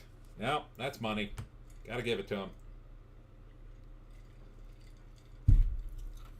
I don't know who goes to see a movie like this, but... Oops. I saw The Glow. A million. 1.4. This doesn't look... Yeah, this movie didn't look good. I'm not even sure what it's about, and I saw the trailer. It just looks like an art house movie. Kung Fu Panda, 8 to 13. Just under a mil. Still rocking at $535 million. Ghostbusters Frozen Empire at 14. $435,000. 199 million. Just broke even, it looks like. Yep. Just broke even. That's not good for Ghostbusters. Ghostbusters should have shattered records. It should, first off, it should be a summer movie. Second, it shouldn't be woke. And third, it should be written and star comedians. And I don't mean Patton Oswalt. I also don't mean Kumail Nanjiani, who's also, I don't think, funny anymore. Although he was funny in Archer. Patton Oswalt was funny in Reno 911. I mean, they can be funny, but they just shouldn't have been in a movie. No. Or it should have just been the whole... it's just exhausting talking about Ghostbusters for me, because I was such a fan. And it came out exactly as I predicted in Hollywoke, another novel. You know, they put out something semi-competent, but it was sort of a lackluster ending to a otherwise amazing start. Number 15, dropping from 10, is Abigail, $400K. 39 million. But this movie probably didn't cost a lot. Don't have the production budget, but I bet it didn't cost more than 20. So it's probably money. Ministry of Ungentlemanly Warfare. This movie cost money. There's no way 21 million is money. No way. And I think you can thank Alan Ritchson for opening his big yap right before the thing hit. Been killing it. Alex Ogle is here. Everybody's here tonight. Why I think of it, guys, if you have a minute, please click a thumbs up in the chat. Alex Ogle, I've been going over old episodes of Doctor Who, Colin Baker from 1986, to commiserate over the latest crap. I found 1979's Star Crash that I want to watch to see how much I like Buck Rogers. It is. You're opening a can of worms here, Alex. You're opening a can of worms. All right, so Doctor Who, I've been talking about it all week. You can't go a day without getting Doctor Who news. I think I went one 24-hour period this week with no Doctor Who. Doctor Who has been utterly obliterated by the woke tards at the BBC and Disney. Utterly. Utterly. Watch the nerdrotic breakdown of the latest episode if you're a Whovian. And I'm an old school Doctor Who guy. I'm like a Tom Baker fan. Tom Baker was the man. There'll never be anybody better as Doctor Who. He was absolutely perfect for the role. No shade against the other guys, but he was the best. And I'm going to say something controversial for the Whovians out there. I still contend that the only way to properly restart Doctor Who is to go back to where the problem started. I contend that the problem did not start more recently with Jodie Whittaker, but before that, it started with Fox. Fox, for some insane reason, optioned Doctor Who. And Sylvester McCoy was in an episode where he regenerates into, I forget what the actor's name is. And then they did this Fox movie where they tried to make him like sexy doctor. And it was the beginning of the new era of the Doctor. Now, I've heard there are many decent episodes of newer-ish Doctors, but I think they should all be undone. I have a pitch to undo them all, and then start. I would restart from Sylvester. I have a whole storyline. You'd restart from Sylvester McCoy and go back to hiring actors who are absolute. Paul McGann, thank you, Alex. You would start with actors who are total weirdos, total geeks, total nerds, like Sylvester McCoy on back. These guys were nerds, okay? They played the nerdiest sci-fi guys imaginable. Everybody after Sylvester McCoy, too cool. Too cool to be the Doctor. Ardent, LOL, Alex beat me to it. Everybody after that's just way too cool. Even Matt Smith. They're just too cool. They're too handsome. They're too cool. David Tennant, too cool. He's totally wokeified himself anyway, so screw it. Ardent had my rack to my non-Whovian brain. Had to rack my non-Whovian brain. So I would start with an episode explaining that the Doctor had cloned himself, and that was Paul McGann, and it was all big plot to save Gallifrey, as it always is. And then you'd restart with Sylvester McCoy being revealed to be the real Doctor the whole time, and all the other Doctors are just a bunch of phonies. And then you'd start from there. Alex Ogle, Doctor Who went wrong with RDT bringing it back. It wasn't noticed at the outset in 2005 because the BBC reined him in, but the writing was on the wall with the side project Torchwood degenerate crap. Ardent, Tennant being too cool reminds me of Andrew Garfield as Peter Parker. Just way too slick and confident. Yep. And then I would start with the nerdiest actor possible. Now, I was talking about this in Hollywoke Hot Take. If you were going to pick a black actor to be Doctor Who, number one, you'd pick a guy. You had to pick a British guy, number one. Absolutely, 100%. I would pick the guy from the IT crowd. I forget his name. But he is the biggest nerd on 2 feet. He always plays a nerd. He'd be funny as hell, and he'd be perfect for it. He'd be an absolute perfect Doctor. I would pick him. Ardent. LOL, I preferred Torchwood to New Who, but degeneracy was thick. Well, the problem, of course, is the UK is just sick with degeneracy now. I mean, it's kind of unreal. Ardent. Richard Ayoade. That's why I can never remember his name. He has such a tough name. But he'd be so good in a role. Wouldn't he be great as a Doctor Who? Oh, come on. He'd be awesome. He'd be so awesome. He'd probably love it, too. He's probably a total Whovian. And he's a comedian. He's got to be a stand-up guy. He's too quick. He is too quick. He'd be amazing. And I would just let him nerd the F out.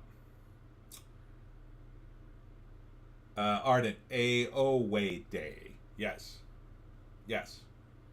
So, that's my thoughts on Doctor Who.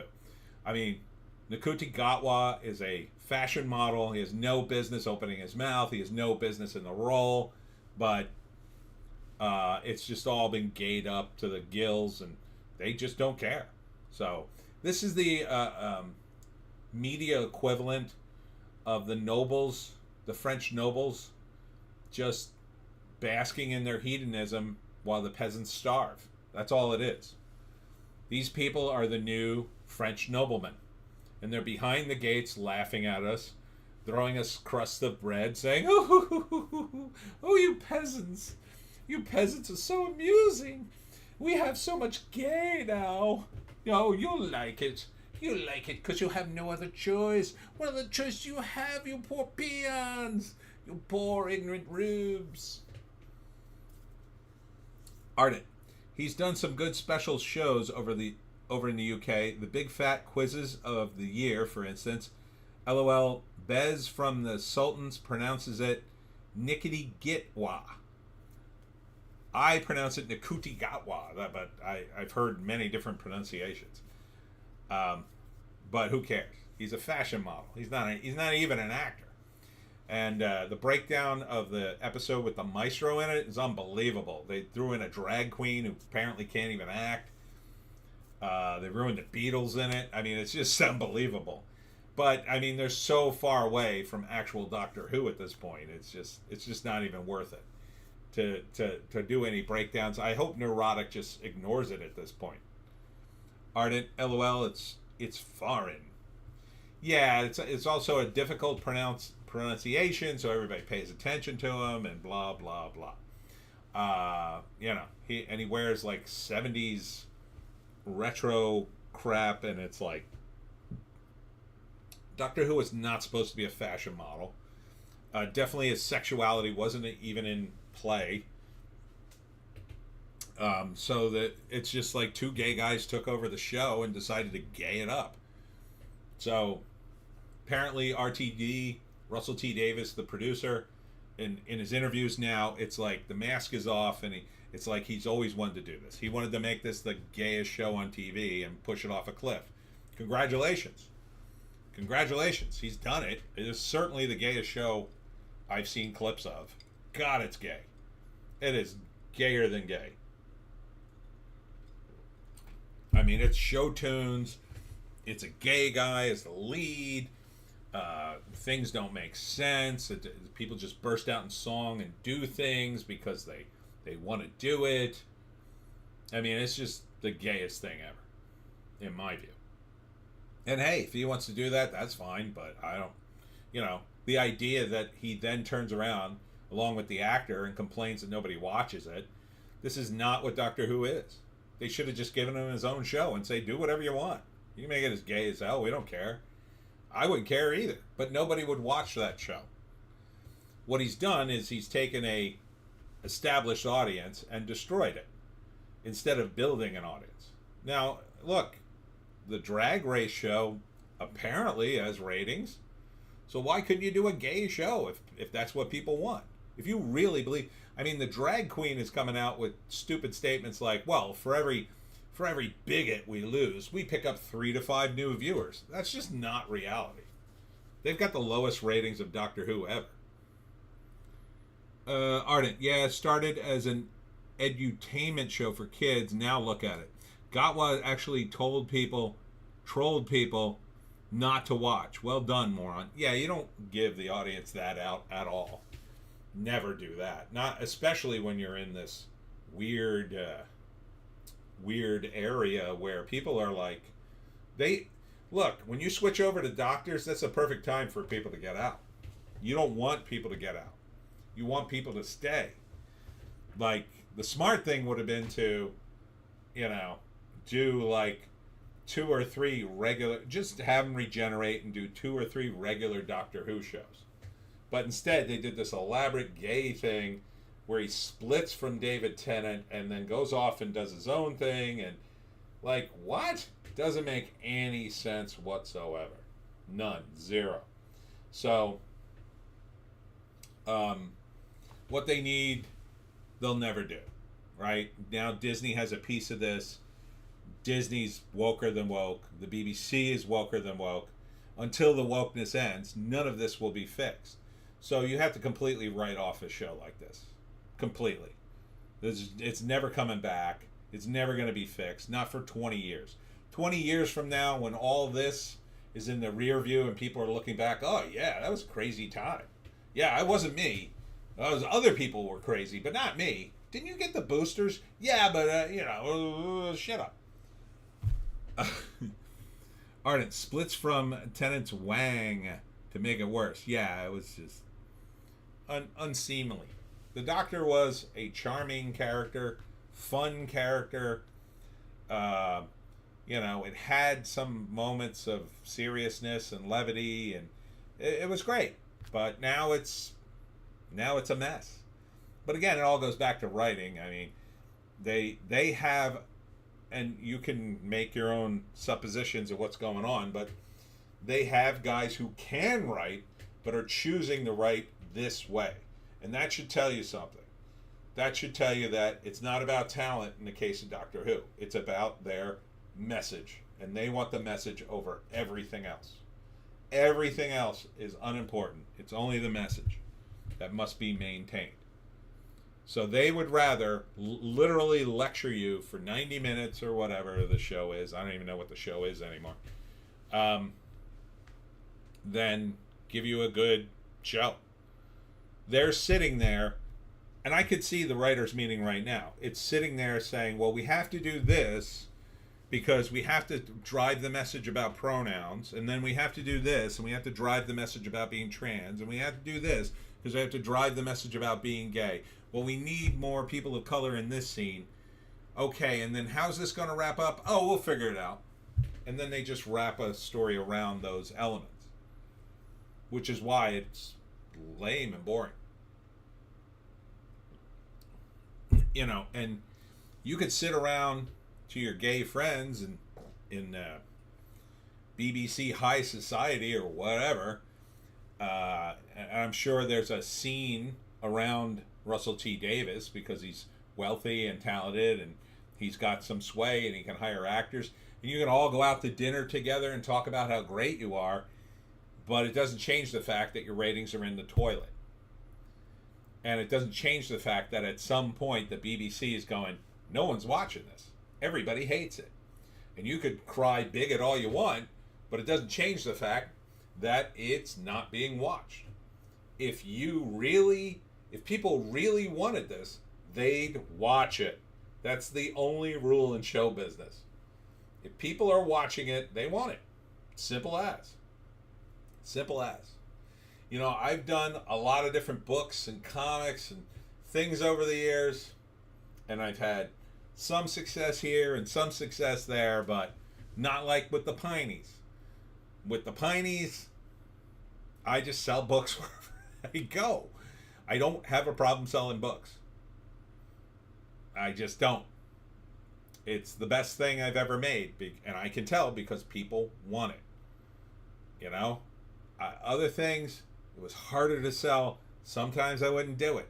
But with the Pineys, I almost always sell it. I almost always sell some. I went to a show recently, I won't say which one, because I like the people who run it, but they're having a rough time building up this particular show. But there wasn't a lot of people there.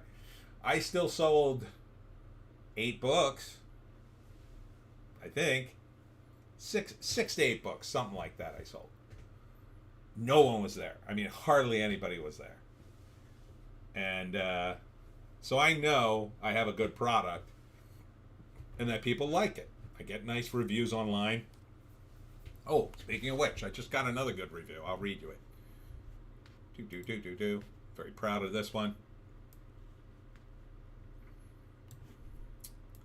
So if you do buy one of my books on Amazon, you can give me a review.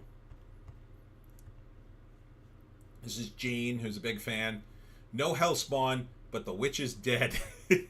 Another great quick read that leaves me craving for more stories. Kudos, Tony. You've done it again. Can hardly wait for the next one. You can't ask for better than that. That's like the best review ever. Thank you, Gene. Again.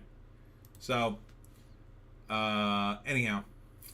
Alex Ogle. Oh, new film idea. Buck Rogers in the 25th century with Sydney Sweeney as Wilma Daring with lots of lingering close-ups. I like it. Let's cut Buck Rogers and just make it about Wilma. Who would be Buck Rogers today? Well, Jake Gyllenhaal. He'd be a good choice. Yeah, I don't know what they're going to do about Buck Rogers. I'm sure they're going to bring him back at some point. You know, and I'm sure it'll be a big, stupid allegory for climate change. Anyhow, getting back on track. Yeah, I think I did Ministry of Ungentlemanly Warfare. It's pretty much a dud. It's a shame. Babes. It's only in 12 theaters. Ardent. They'd probably cast Ryan Reynolds. Oh, okay. I think I know what this is. This is, what's her face from Broad City. Who actually was kind of funny in it. Ardent. And likely Brie Plank Larson as Wilma. Ryan Reynolds and Brie Larson. Oh, that's not a bad lineup. Oh, hey, what's going on? Alex Ogle. Anyway, I followed the Instagram channel Star Days and found out about Star Crash, a low-budget take on Star Wars when everybody wanted a slice of the pie. I love late 70s, early 80s schlock. Oh, neat.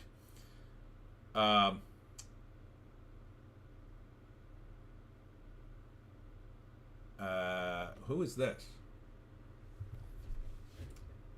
Who is Ali BHG? Got a spammer. Why is he doing this? I don't even understand. All right. Dude, stop doing that or I'm going to ban you. What? I don't even understand what he's spamming.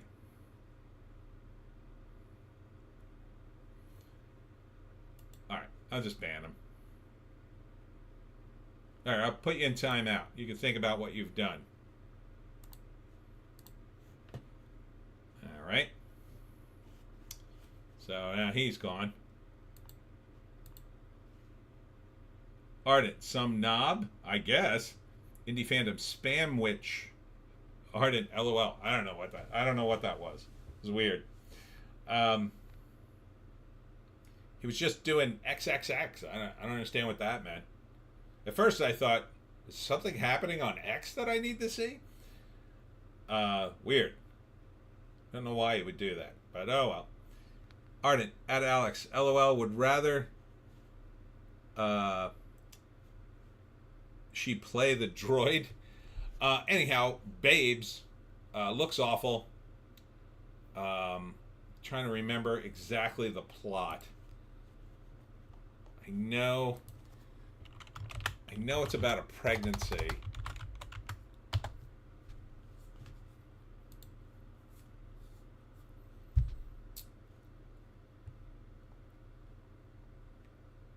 Ilana Glazer. Okay. That's who the name I couldn't think of. Plot under wraps. No, it's not. I saw that her friend has a baby and then, she gets knocked up. Yeah, she gets knocked up after she meets some guy. I mean, it's like not a great premise.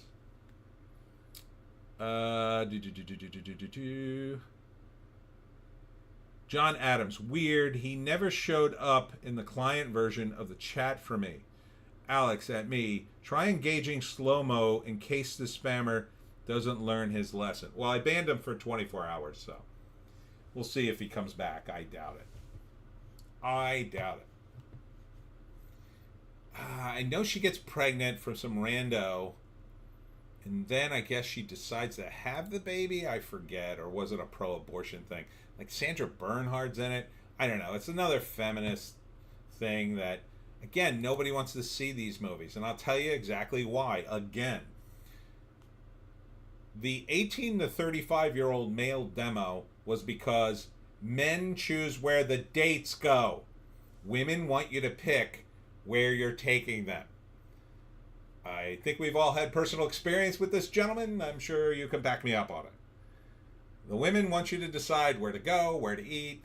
Take me somewhere. And so they're going to pick the movie. Yes, the women will complain about it, but they're going to pick the movie. The men are going to pick the movie, which is why you aim the movie at the men, not the women. Because the men are going to say, I don't want to see this movie. I don't want to go there. They're going to pick a different movie. They're going to pick Roadhouse, which is why Roadhouse should have been in theaters. Alex Ogle, I know the woke films want to amplify inclusion, but where did they find such an ugly actress? Which one? Ilana Glazer is a comedian who was in Broad City, which the first season was actually okay, but it was very feminist. Very feminist. Who else was in it? That comedian who called out Bill Cosby. I forget his name. He's on the Eric Andre show. Can't think of his name right now. But yeah, this movie is for women, made by women for women. Will women go see it? No. They absolutely won't. Why? Have you met women? Have you met women? Yeah, they tend not to support other women. Not a lot. Now, if there was something like Barbie, yeah, they'll go see Barbie because they made it about them, right? The women who went to see Barbie made it all about them. So they dressed in pink, they all went out drinking margaritas, and then they took pictures of themselves, and then they all went to see the movie. They turned it into an event. Worked. Babes is not a movie like that. I mean, you could try to do that, but it's some semi-serious movie with some feminist stuff in it, and something about babies. Do you think they care? No. Women tend to skew towards their relationships. And what better way than to support your relationship than to support your man when he chooses a movie and doesn't choose this one? When he decides, oh, yeah, let's go see a movie, babe. Let's go see The Blue Angels. Oh, I don't know. It's planes. Is it just planes? Oh, yeah, but it'll be cool. Then, okay, if you like planes, I'll go. Now, she has gotten what she wanted. See, she supports her man. And, she gets something out of that.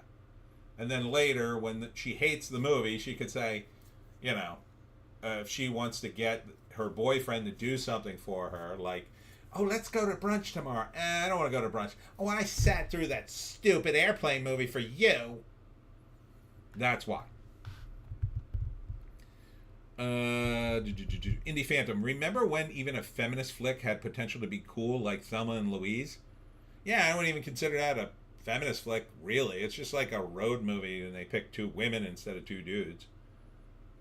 Alex at Indie Phantom, good point. Ardent at Indie Phantom or Kill Bill. Indie Phantom, women like Barbies, not babes. Indie Phantom, yes, Kill Bill 2. Yeah.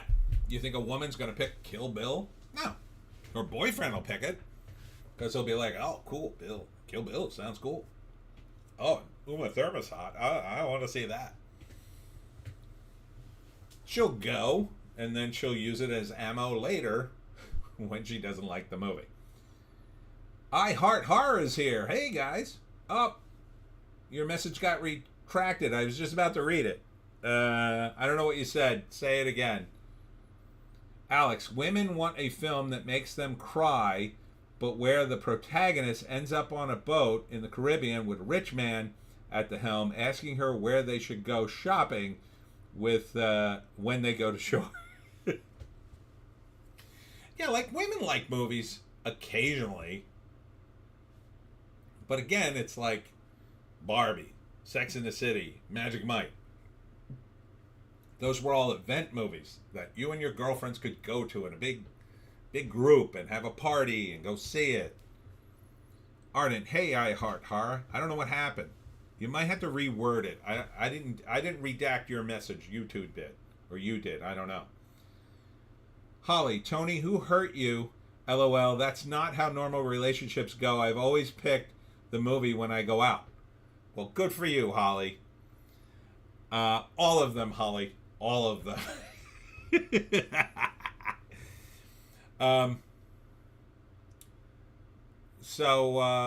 Yeah. So, Wildcat. That's an art house movie about some female writer. It's probably not going to do huge numbers. Alex at Ardent. You're a bird? Indie Phantom. I did take a date to Kill Bill Volume 1 and she loved it more than I did. She was one of my trashier but fun one-night stands. Good for you. Holly M. No, I forgot I was logged in under I Heart Horror. Oh, okay. Interesting. So Wildcats, not doing too great, but it hasn't opened in a lot of places yet. Probably didn't cost a lot of money, but I mean, at 101 theaters, it's not doing too well. It got to get wider distribution. Evil Does Not Exist, in the same boat, same week. It's doing a little better. Cracked a mill. Might have broken even on the, I don't know, production. The Roundup Punishment. I heard good things about this. It did well overseas, 68 million. And it was shot overseas, so I assume no one had health insurance, and stuntmen were killed in the production. So I assume. I'm just joking, but yeah, I hear this is good. Good buzz on it, at least. But oops, went too far. Then Irina's Vow, Quiver, La Chimera going out, The Long Game. I think that's a golf movie. Dribs and Drabs. 98 million for the box office. Not bad. Almost 100 million. Not bad these days, anyway. Ardent at Alex. LOL, haven't seen my channel, huh? If I were, I'd be one ugly woman. Ardent, low, Holly. So overall, we're in a slightly better position. In terms of the box office, I guess, in these days. I mean, these days it's so effing low. Last week, what, we were in the 70s or 80s. So, summer's almost here, but, you know, I don't know. 10 years ago, I think we would have been doing gangbusters. Film idea, documentary on the dangers of stuntman's job, Alec Baldwin to narrate. Inappropriate. Inappropriate, Alex. Inappropriate. He was in the news this week. They're thinking about dropping the charges on him. Speaking of which, let's check the trades. Kevin Costner can't hold back tears. He grew visibly emotional as his Western epic Horizon and American Saga earned a 7-minute standing O at Cannes. So this is the longest one so far. Everything's being rated by standing O's at Cannes these days. I think Nick Cage got 4 minutes for The Surfer, which looks cool. Supposed to get surreal. It's Nick Cage. I don't know. This one looks okay too. He's still got the haircut from the movie, I noticed. Kind of like a bowl cut going. He's looking more and more like Sam Elliott every day. Indie Phantom, I think Tin Cup was a decent golf movie. Believe it was Ron Shelton who was the great writer. Stars Costner. I remember that movie. I don't think I saw it. Ardent, Khan standing ovations reminding me of The Last Man clapping for Stalin. The death of Stalin is so awesome. Alex Ogle, there's only ever been one good golfing movie, Caddyshack. I agree. Cons go ape for The Substance. Demi Moore and Margaret Qualley's flesh-shredding body horror with 11 minutes standing ovation. 11 minutes. 11 minutes. So Demi Moore gets 11. Demi Moore's in the lead. Let's see. Selena Gomez weeps as Amelia Perez earns biggest con standing ovation so far at 9 minutes. Oh, that's not enough. No, Demi Moore got 11. That's not enough. That's 9. Ardent, Happy Gilmore. I didn't see that one. I don't like Adam. I'll tell you something. I don't really like Adam Sandler. I don't. I've seen clips of it. I know enough of it about the movie, what it's about. I almost worked with Adam Sandler once, but I tend not to see his movies. I think he could be great if he had the right script. But I heard how he writes his scripts, and I understand why his scripts. I like the Zohan movie. That's a good one for me. That one's pretty good. Rob Schneider's in that one. He's great in it. And Happy Gilmore's okay, I guess. I've never seen it all the way through. I just seen clips of it. I like the clips, but Indie Phantom, wasn't Megalopolis a 10-minute standing O? Basically, they just stand for the stars and not the film. Ardent, I don't care for Sandler all that much. I tend to watch for Rob Schneider. Yeah. Indie Phantom, Uncut Gems is decent. You know, it looked decent. I may eventually see that. It's been on my list for like ever.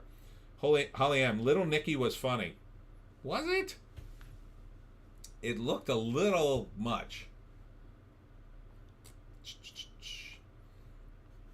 Oh, this was another story this week. Alex Stewart, CNN political commentator, dies at 58. And someone, not me, posted that she had posted that Krispy Kreme was offering free donuts if you got the jab. And then she posted that she had been fully vaccinated and boosted. And now she has mysteriously passed away. Indie Phantom, his girlfriend in that smoke show with a great ass. Well, that sounds like a ringing endorsement for me. Alex Ogle, I believe there's a circle of hell reserved for Adam Sandler. I'm not quite there, but at one point in time, I was like, he's making another movie. Ardent, Little Nicky and Zohan are probably Sandler's best. I did like Zohan. I think Zohan's fun, but Garfield movie's coming out.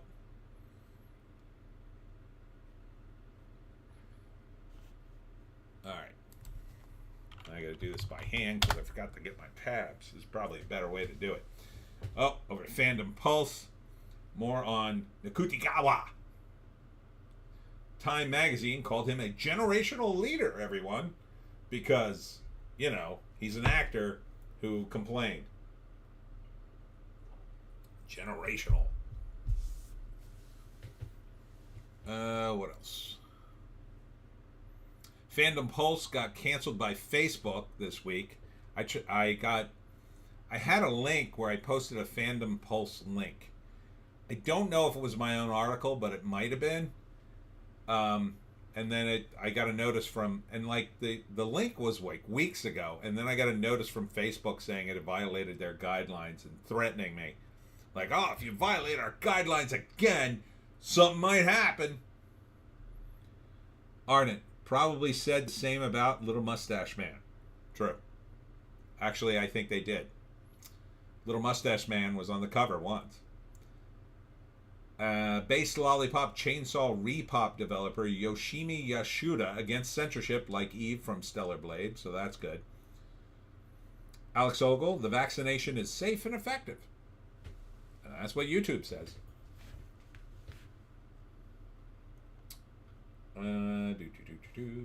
Thanks for making me say that so YouTube won't cancel me.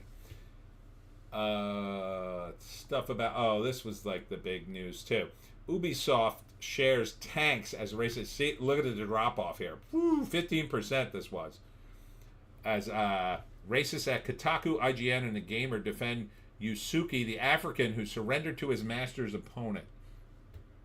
Ardent, I gave Facebook the final finger years ago. It's only there to post links to my content now and one friend. Yeah, me too. But I'm being threatened anyway. So if you missed this story, this was all week as well. Besides Doctor Who driving off a cliff, Ubisoft decided to follow by announcing an Assassin's Creed game. Now, if you don't know what Assassin's Creed is, it started as this cool Renaissance game where there's an assassin. I think he works for the Vatican or, you know, the Medicis or someone like that in the Middle Ages. And then they turned it into various sequels where the secret order of assassins has been in different cultures and different times, right? So it starts off in the Renaissance, I think, maybe the Middle Ages, and then the Renaissance, and then they moved to colonial times, then they went back to ancient Egypt, then they did one in the Viking era. So this one was going to be in Japan during the Edo period, right? And the rumor is they first had a storyline where it was going to be a Japanese monk who, or you know, is part of the secret assassination. John Adams, the assassins fight against the Templars. The Templars. Okay. Yeah, so, but they've gone beyond that. So this one takes place in Japan, where I'm pretty sure there are no Templars. And so then they decided, well, we can't have a Japanese guy. Instead, we're going to have a black guy. And we found this black guy in history who lived in Japan. And we're going to make him a samurai, and he's also going to be the secret assassin. So, I mean, people have been like laughing at this game all week because it makes zero sense historically that a black guy who would probably be a head taller than everybody else in Japan would be a secret assassin. He would be monitored 24/7. Everybody would notice him the moment he walked into a room. I mean, the Japanese, it's still very Japanese. I mean, you go to Japan, it's mostly Japanese people there. They're importing some people now, but it's mostly Japanese. Mostly Japanese. So definitely at that time, they were pretty xenophobic during the Edo period. So, okay, there's one black guy in Japan, and oh, by the way, he's also secretly killing people? How can you even expect to get away with it? It makes no sense. Makes no sense whatsoever. Alex, just as there needs to be a renaissance of independent films, there needs to be a groundswell of independent games. Unfortunately, the games industry trails the movie industry. Yeah, it's really getting kicked in the head. Although John Della Rose over at the Fandom Pulse did make noise that he's working on some kind of Warhammer variant, I guess. Some kind of Warhammer game that he's going to attempt to launch. John Adams, the original game was set in the Middle East during the Third Crusade. Oh, okay. Thank you. Arden, how the hell is that guy going to blend into the crowd? Exactly. It makes no sense. John Adams, the lore of the game is that the Templars kind of expanded as a secret society beyond what they were historically. Oh, okay. Ardent, you can see him from either end of a Hikayato. Alex Ogle, if the game wanted to be truly inclusive, they should just let you play as an Amazonian tribesman in the Peloponnesian War. Or they could just, they're so stupid. It's like, what happened to Asian people being part of people of color? Like, just make it an Asian game. Like, you had your story. You didn't have to make him black. Like, you could put the black guy in it, I guess. He was a real historical figure, apparently, but he wasn't they make him a samurai and an assassin. It's like, come on. That's just not going to work. Not as the main guy. They could have put him in it. At Alex Ogle from Ardent, LOL. So, naturally, the response was to have Ubisoft shares tank 15%. And you're talking about gamers, too. Like, these guys, these are the same guys who bought GameStop, I would say. Ardent, Tony, don't you know Asians are white now? Yes, I know. I've heard that. It's ridiculous. So, but why are they doing this? Well, my theory is someone there is shorting the stock. And they're making millions behind the scenes.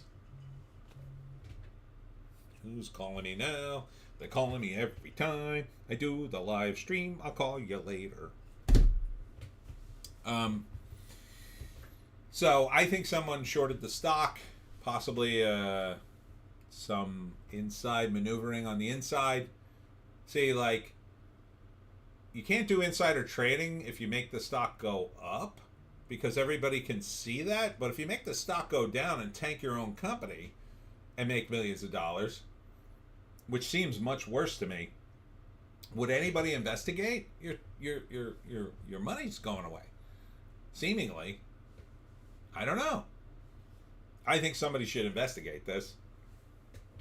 Or maybe there's so many big players now across the globe that the guys doing this are completely outside the company, but they've hired guys within the company promising them various things if they tank their own company.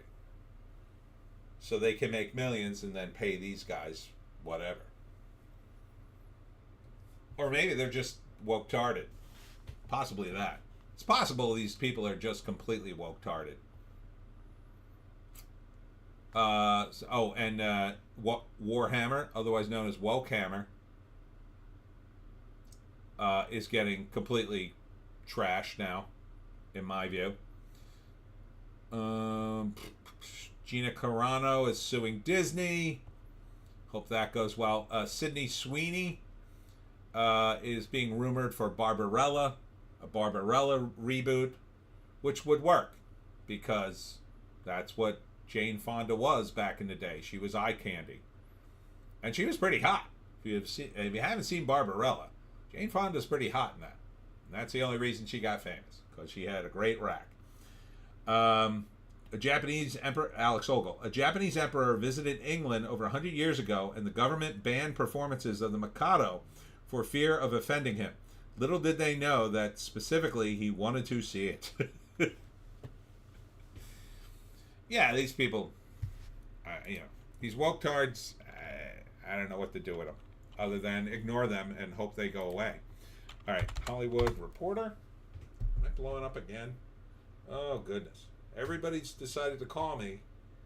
Hey. Every time I do the live stream. I do this every Sunday. And yet, my family decides to call me on Sunday between 7 and 10. Alex Ogle. Jane Fonda is proof that socialists can be hot, but they rarely are. That's true. Oh, here it is. Here's Demi Moore in The Substance.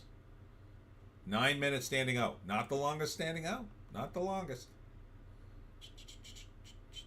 Tearful Kevin Costner unveils Western gamble horizon at Cannes. Sorry you had to clap so long. Ha ha ha ha ha. All Planet of the Apes movies ranked. Is there any doubt that the original first movie wouldn't be number one? Is there any doubt in your mind? I guarantee it's not number one. I bet it's something else.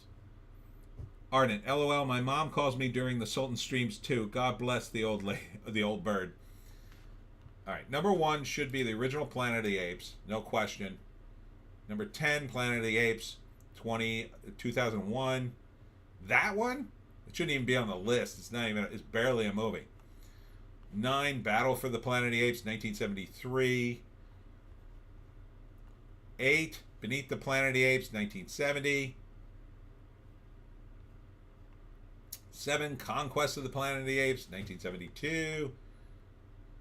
6, Escape from Planet of the Apes, 1971. Holly Ann, Planet of the Apes, I cannot watch the new ones at all. Yeah, me neither. Not really interested. 5, Rise of the Planet of the Apes, 2011. 4, Kingdom of the Planet of the Apes, 2024. Just came out. 3, Planet of the Apes, 1968. No, that should be number one. Wrong. Wrong. 2, War for the Planet of the Apes, 2017. No, not better. And number 1, Dawn of the Planet of the Apes, 2014. No, these movies aren't better. Holly, Charlton Heston all the way. Yeah. Indie Phantom. Yeah, I like the 60s one. The original one's the best. Complete tools. Jake Gyllenhaal sings his way into SNL season finale. You can't get to 50 without a little bit of 49. Okay. I guess. Not sure what that means. I Know What You Did Last Summer reboot. Lands summer 2025 release. Yeah, I know we needed to reboot that. Because, God, I was saying to myself the other day, why aren't there any crappy horror movies out from the 90s? Or the 2000s was that? Best part about it probably won't even be any iota better than the old ones. Ardent. The new ones do not belong ahead of the original. You bastards. Yes, you blew it up. You blew it up. You maniacs. You blew it up. I would put Stop the Planet of the Apes, I Want to Get Off, the Simpsons musical of the Planet of the Apes, ahead of all the modern movies.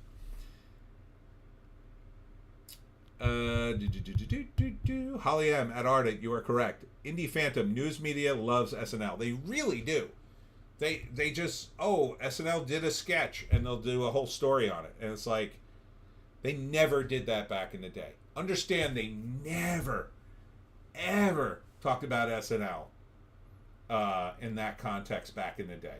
Now, they did talk about it winning its time slot because they had to, and they were shocked. But understand, the original SNL was subversive and crazy, and current SNL is just not.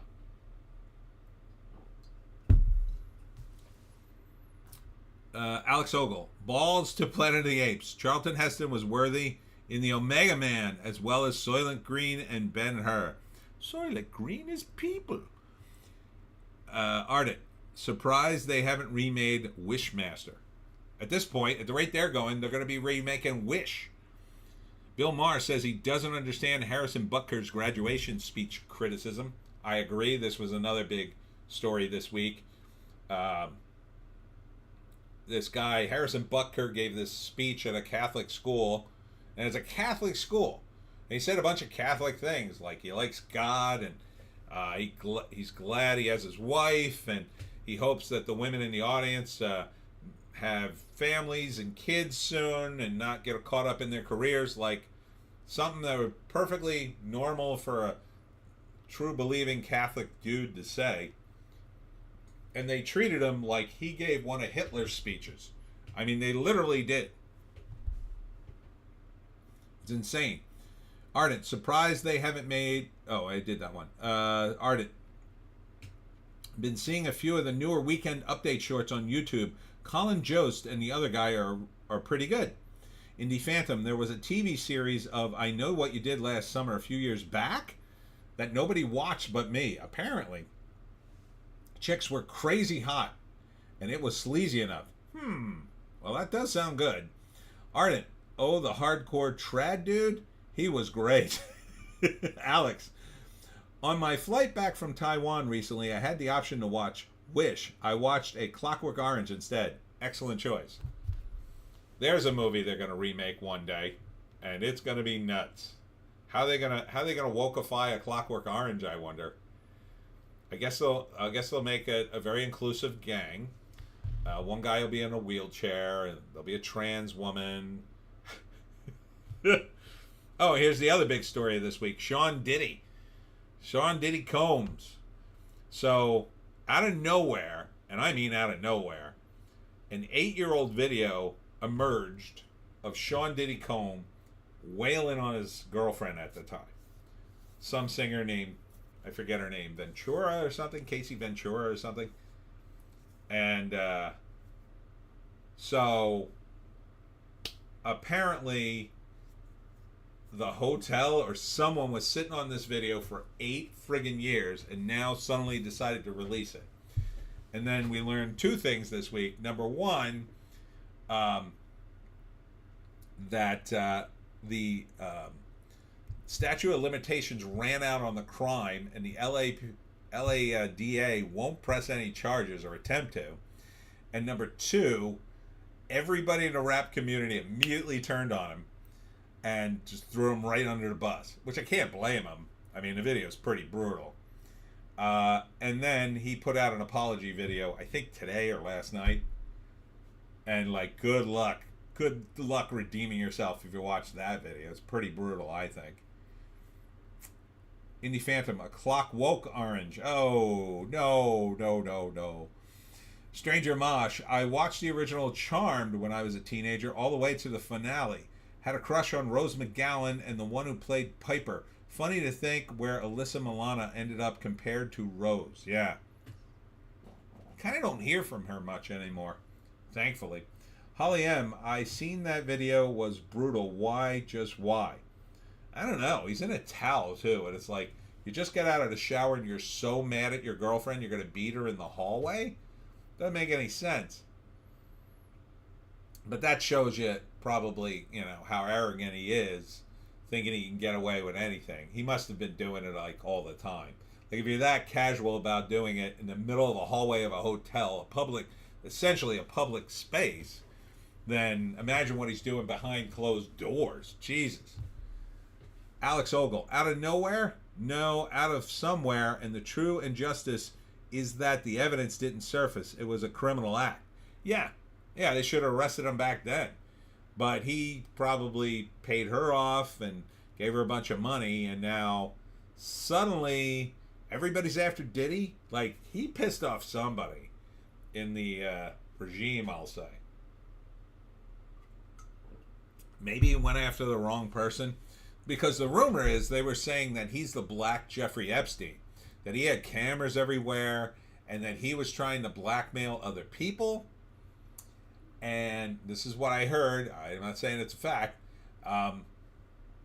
So the question is, what's going on behind the scenes with this guy?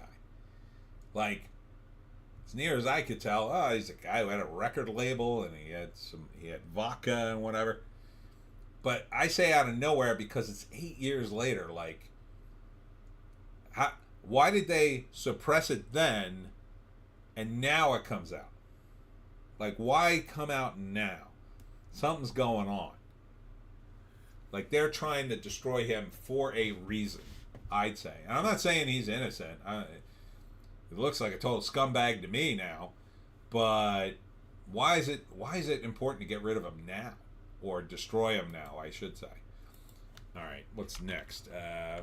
Mounding. We'll go to more on Doctor Who. I don't care. Holly M, when you have the FBI looking into you, it's never good to be. He blackmailed the wrong dude for sure.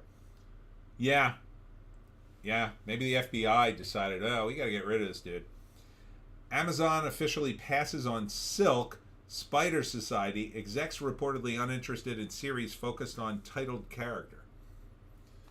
So that's weird. Because number one, it's Amazon. They're pretty woke. And the title character was female. So you think they'd be into it. Number two, why is it being offered to Amazon? Why doesn't Sony have that? Isn't that a Spider-Man thing? It's weird.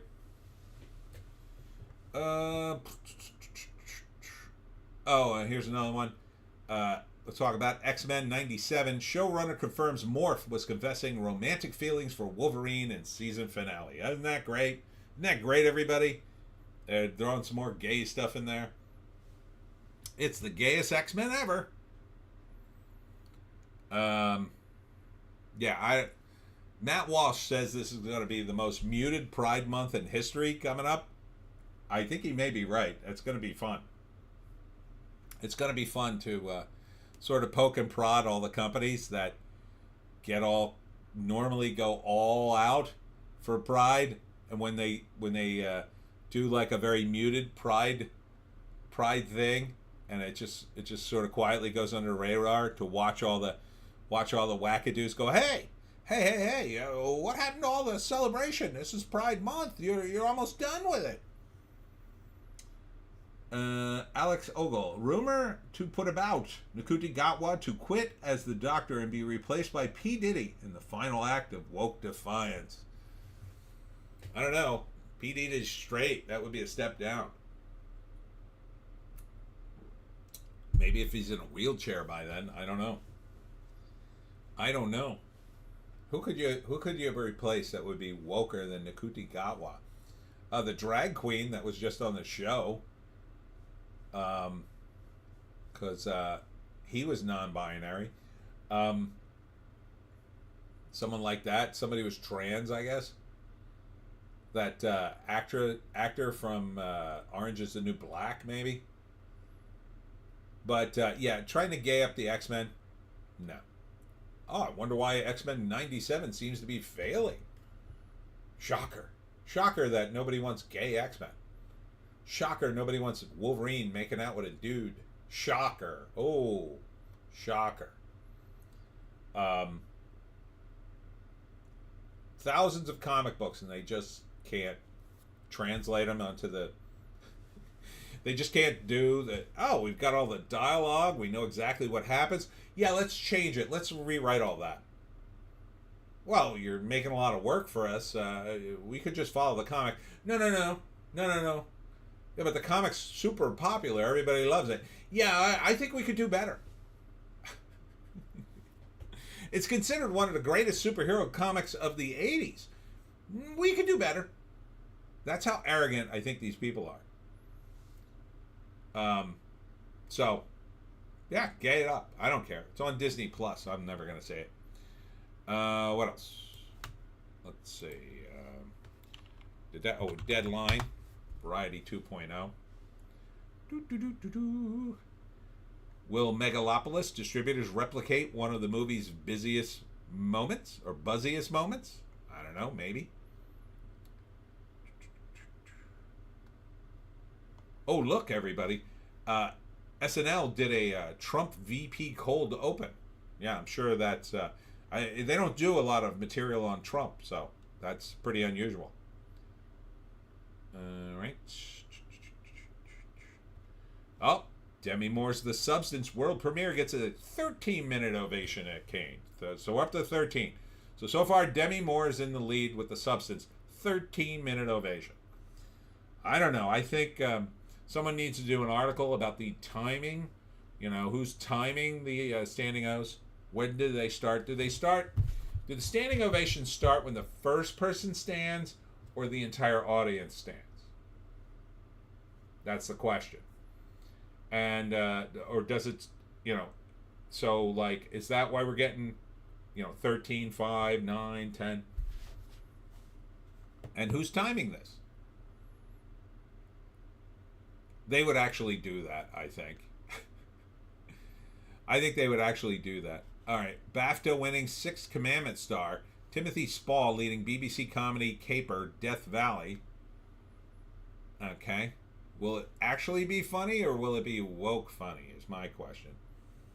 Indie Phantom. How desperate is a Trump SNL skit in 2024? Pretty damn desperate. But they haven't stopped doing them. I mean, they do them every week. I'm pretty sure. Alex Ogle, X-Men will be remade with a younger version of Patrick Stewart as Charles Xavier in a gimp suit with a rubber penis stuck to his forehead. There's intersectionality for you. Probably.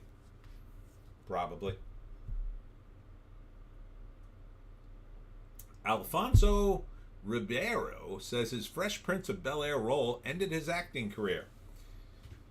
I guess. Yeah, kind of did.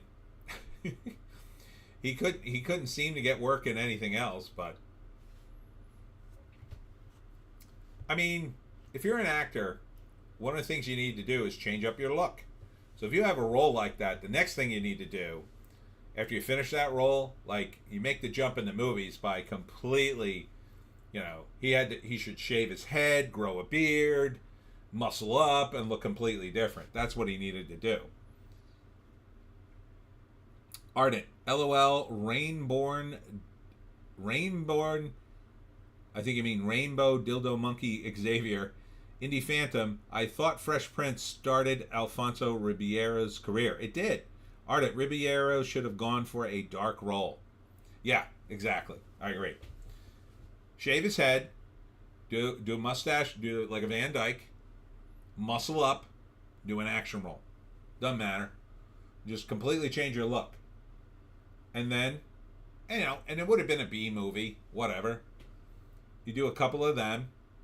That's what Ricky Schroeder did, and then he changed his name to Rick Schroeder. You also change up your name. Start calling himself Al Ribeiro. Alex at Ardent, you anticipated my next comment, but the rainbow monkey needed to be combined to a wheelchair. Ardent at Alex Ogle, LOL.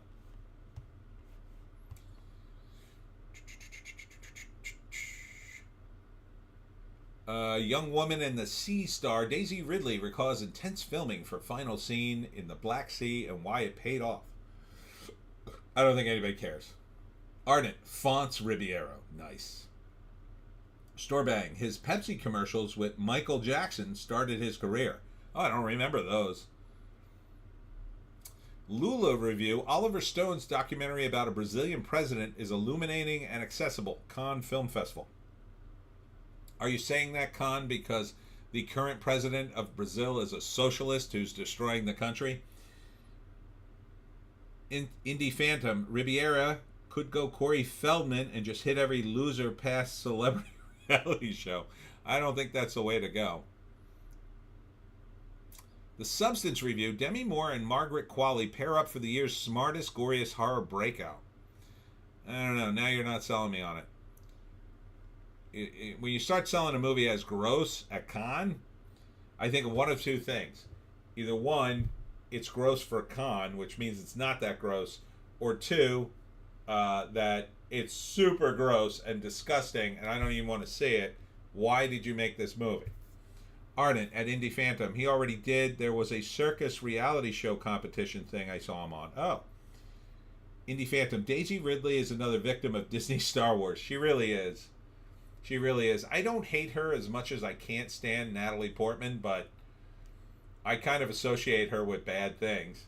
I guess because I didn't actually see the movie. I saw Phantom Menace, and I can't stand... And because of that, ever since I saw Phantom Menace, I can't stand Natalie Portman. I guess if I saw Star Wars with Daisy Ridley, I'd probably have the same feeling about her. Alex Ogle, Tyson Fury beaten? That's my weekend ruined. Uh-oh. Well, split decision. Split decision. Indie Phantom, haha, makes sense at Ardent.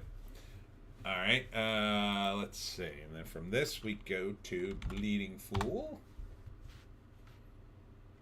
Shogun coming back for 2 more seasons. All right. So everybody liked this show. So that's probably a good thing. If they have enough material from the book, I guess.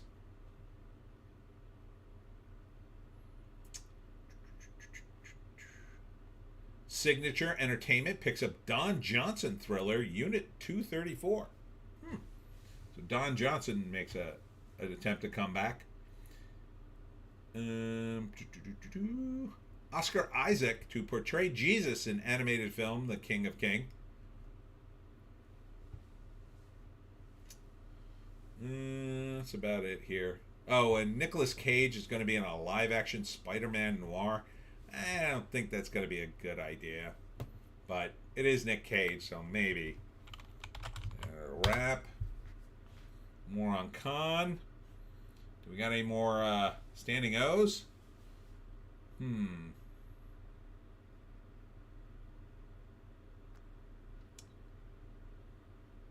Daisy Ridley, Alex Ogle.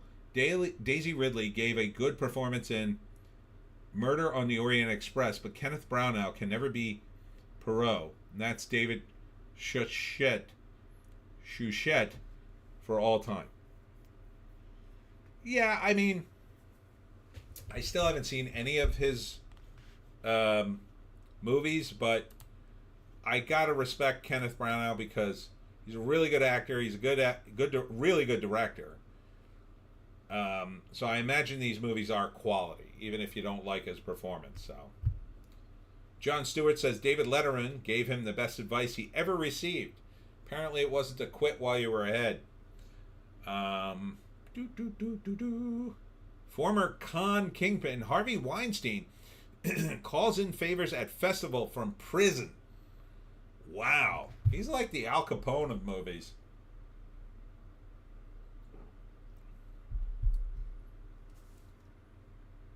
Indie Phantom, cool to see Coster making a directorial comeback. Alex Ogle, I love Branagh's Hamlet. I do too. That movie is the only long movie I ever saw that moves like a tight movie. I got out of that and I was like, holy crap, that movie was awesome. And then somebody was like, all right, we got to get going. It's already 11. I forget where we were in, like Philly somewhere. And I was like, 11? I said, how long was that movie? And they were like, oh, it was over 2.5 hours. I'm like, you're kidding me. I didn't even realize how long that movie was. And that's how wonderfully it's paced. If you ever get a chance to see Hamlet by Kevin Branagh, it's great. It is really great. He should have, instead of doing Agatha Christie, he should do more Shakespeare, I say. All right, and then we're going to do Cosmic Book News. Ardent. Was that the one with Gibson? No, that's a different one. That's where Gibson plays the lead. That one's okay. But his is amazing. Mel Gibson's is good. It's watchable. But Kenneth Branagh's friggin' awesome. Let's see. Hope for Richard Rider Nova in the MCU, name dropped by Marvel exec. At this point, I'm not a huge Nova fan, but at this point, I think connecting the words hope and MCU is pretty delusional thinking at this point. Superheroes have gone sexless and don't have genitalia, says director Linkletter. Maybe? Oh, whoa. Woke Dr. Nikuti Gatwa loses another 400K in viewers. Worst ratings of all time. There it is. Ardent. Too little too late, MCU. Yeah, exactly. So I'm going to click on... I thought we were done talking about it, but god dang it. Doctor Who just comes out every day with another infuriating update. The viewership for the 3rd episode is the worst in the show's 60-year history. There it is. There it is. Ardent. Branagh did Henry V in 89. Brian Blessed was in it. I still haven't seen that one, and I it's on my list. The actor told fans to stop watching, so they did. How's it working out? Ha ha ha ha. See him crying in this? He's crying about his ratings. I mean, the lowest ever. The lowest in the history of 60 years. Do you get it now? They probably don't. So many bigots. Ardent, LOL, Doctor Who, and coming out. Nice. Nice. What else we got? Venom 3 is the last movie, confirmed Sony. Okay, so we're not getting Spider-Man versus Venom. So you're telling me you licensed... Okay, I get that you made Venom his own movie. I get that. The character was built up enough at Marvel that he could have his own movie. But you're not going to have it Venom versus Spider-Man. You're not going to have Tom Hardy versus Tom Holland, which would be such an epic matchup. It would be guaranteed. That movie would make $1 billion, guaranteed. 100%. 100% it would. Now, maybe they're saying it's the last Venom movie, and then they're going to segue into a Venom movie or a Spider-Man movie with Tom Hardy. I don't know, but come on. Indie Phantom, good thriller by Brownout is dead again. Don't remember that one. Ardent, next. The Paste Pot Pete movie. I mean, if you don't have Tom Hardy versus Tom Holland, why'd you even do this, you idiots? And not for nothing, how did you blow the sequel of Venom 2? I still haven't seen Venom 2. I hear it's just unwatchable. I mean, the first one isn't any great shakes, but there was a hint of a movie in there somewhere. I think it got re-edited by the studio. But Holly M, the problem is they made you like Venom, can't fight Spider-Man now. No, I disagree. I think you could make him a villain. I think you could, and Tom Hardy could pull it off. He's got the acting chops. You just put him in the movie and, you do something at the end of 3 to indicate that he's gone over to the dark side and that now he's out of control, or you just put him in the movie it doesn't matter. You put him in the movie together, even if they're not going to kill him, right? So it's not one of those situations. You don't have to kill him.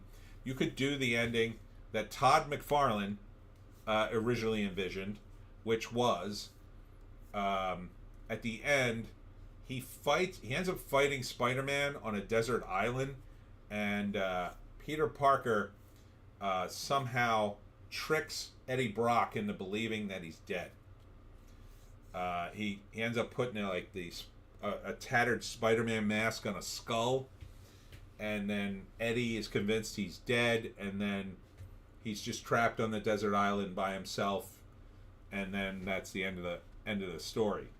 Then they brought Eddie back to the mainland and rebooted him as a hero.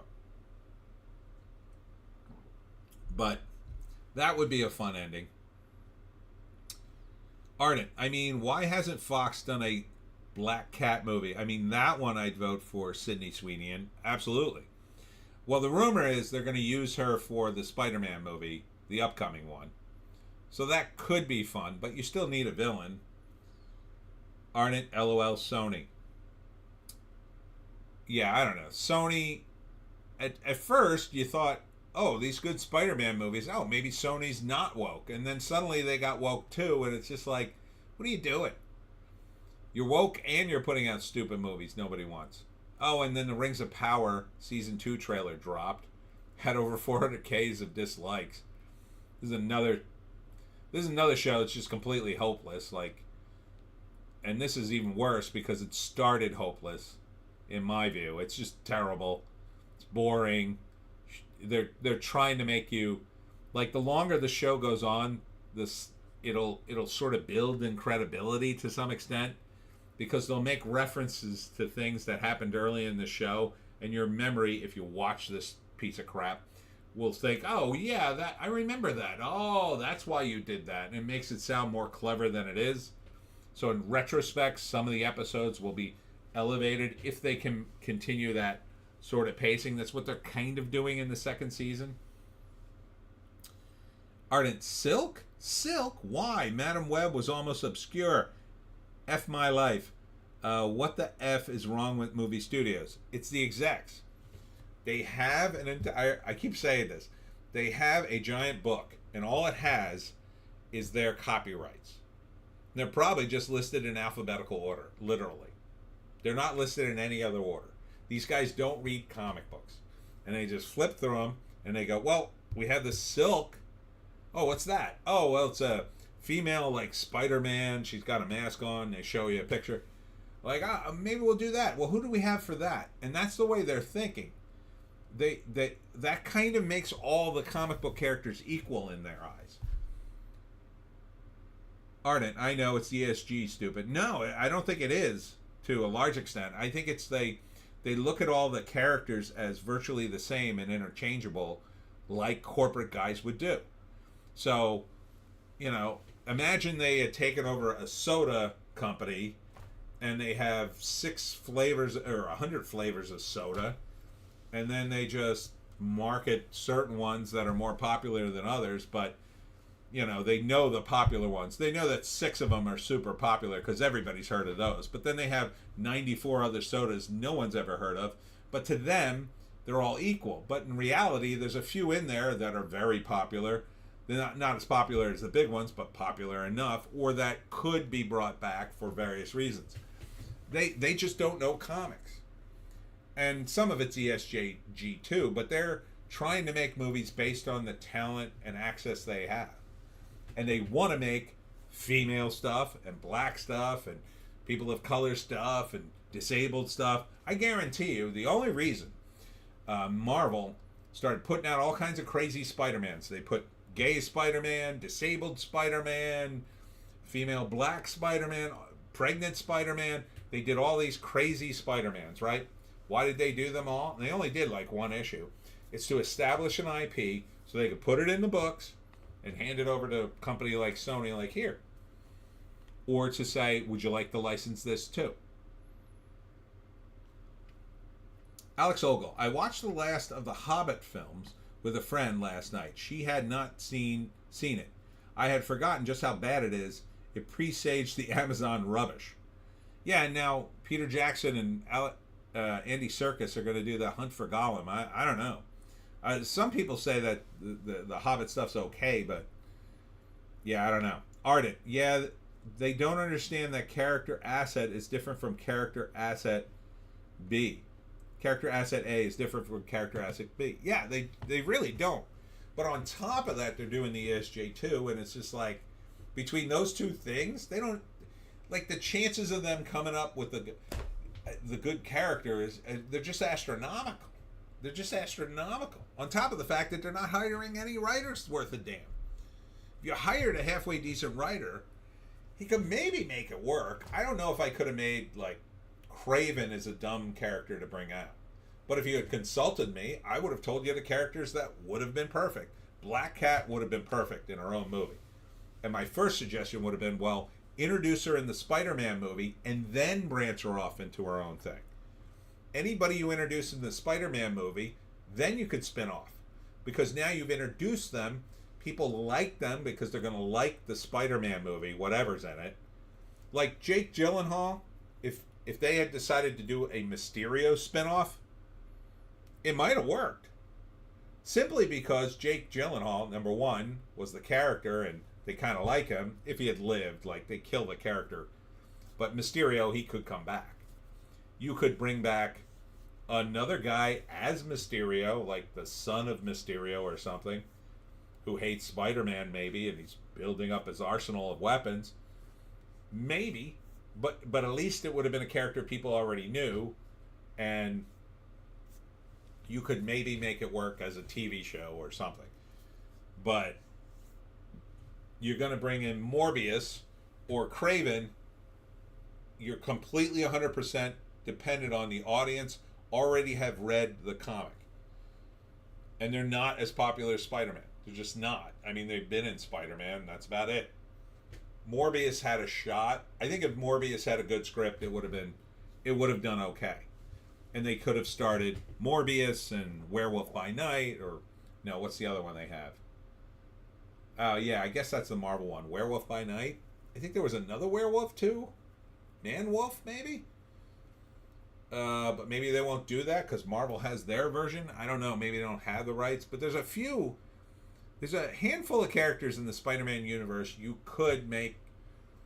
I think Tarantula's one, but they're trying to make the wrestler from, like, Peter Parker when he first becomes Spider-Man tries to make money as a wrestler and fights a real wrestler, and they were going to give that guy his own movie, the Hypno Hustler, just to get Donald Glover in the mix somehow. Like, at that point, you're too far off the map. I mean, you're just so far off the map, you might as well just make a new character, and you already have Spider-Man, so why not cross the character into Spider-Man? And then you own Spider-Man, or you own this new character, and maybe he's made popular with Spider-Man, and then when he branches off into his own movie, you own the whole thing. Yeah. How easy would that be? Like, one of the things that Spider-Man suffers from, and all the big characters at Marvel and DC suffer from, is there's no new characters coming in. This is what I tried to pitch at DC when I pitched Batman. I pitched 12 new villains, 12 issues. Vote online for your favorite new character in the Rogues Gallery. And the response was, oh, no, we can't do that. The lawyers don't want to fill out all the paperwork. To which I was like, the lawyers run the company? And they were like, oh, yeah. So they don't want any new characters at the comic book level, but at the movie level, you could totally do it, right? So instead of bringing in Donald Glover as the Hypno Hustler, who the hell is he? Oh, because we own the IP? Just bring him in as his own character. Just make up a character for him, whatever you want to make. He wants to be a superhero? Okay. What? And all you got to do is go to a guy who has a modicum of talent and has written comics before, and I'll come up with something. Or anybody else. I mean, I'm sure there's a guy. You can go to Brian Michael Bendis. Say, Brian Michael Bendis, oh, you've written stuff before. Give us a character for Donald Glover as a superhero that we can cross over with Spider-Man. Okay? Be easy. Right? Spider-Man gets bitten by a radioactive spider, and that's how he gets his powers, right? Take it to the same level. Donald Glover, similar situation, gets bitten by a radioactive insect of some kind. You could, they've done the mantis. I think they've done roach. You just pick another insect. Maybe one that's enemies with the spider. So at first they're enemies, but they're superheroes, but they got to be friends. But maybe somehow their powers overlap. There's a guy who does an ant comic book. You couldn't do that, but I'm sure there's an insect somewhere. There's millions of insects on the planet. I'm sure you can pick one. You can't do the fly. I mean, I'm sure there's one. They should do for Bushman, bitten by a radioactive politician. I thought you were going to say bitten by a radioactive bush. You could do Mite Man, mites, Flea Man. Maybe shrinks down a little size. I'm sure there's some insect you could pick, and then turn him into a superhero. And he's very similar to Spider-Man, but he has different powers. But he's similar enough that they have a reason to be crossing over. And then they team up in an action-packed movie, where Spider-Man helps him, like Tony Stark helped him. And then you spin him off in his own movie, and you own that 100%. Zebek's Demise, the Gnat. There you go. That's a good one. I don't think that's taken. Holly M, now you sound like the Tick. Roof Pig, unexpected. I love the Tick. John Adams, or Radioactive Australian. Ardent, Dung Beetle Man? Beetle Man, maybe. I think they may have done Beetle Man. Well, they've done Blue Beetle. Ardent, LOL sounds like a trauma product. Zebek's Demise, how about Midget Man? I have the power of a midget. I was bitten by a radioactive midget. Now I have the power of a full-grown midget. Well, doesn't that make you weaker? Technically. But I have a low center of gravity.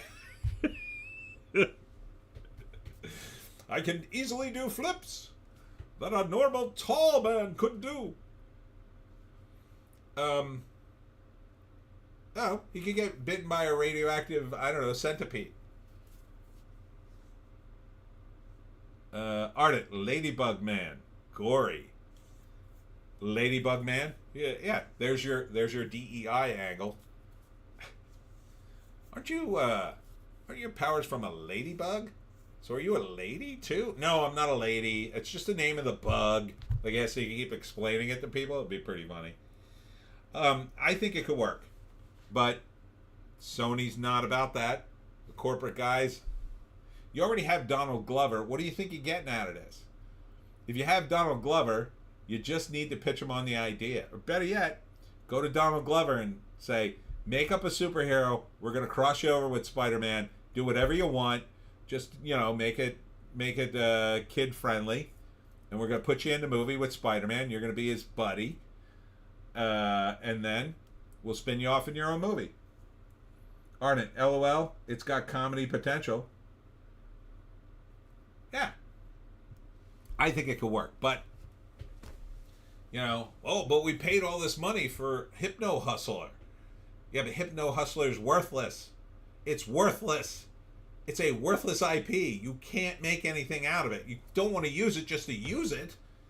If it loses you millions of dollars, do you want to use it? No. Well, then make up something new that you'll own 100%.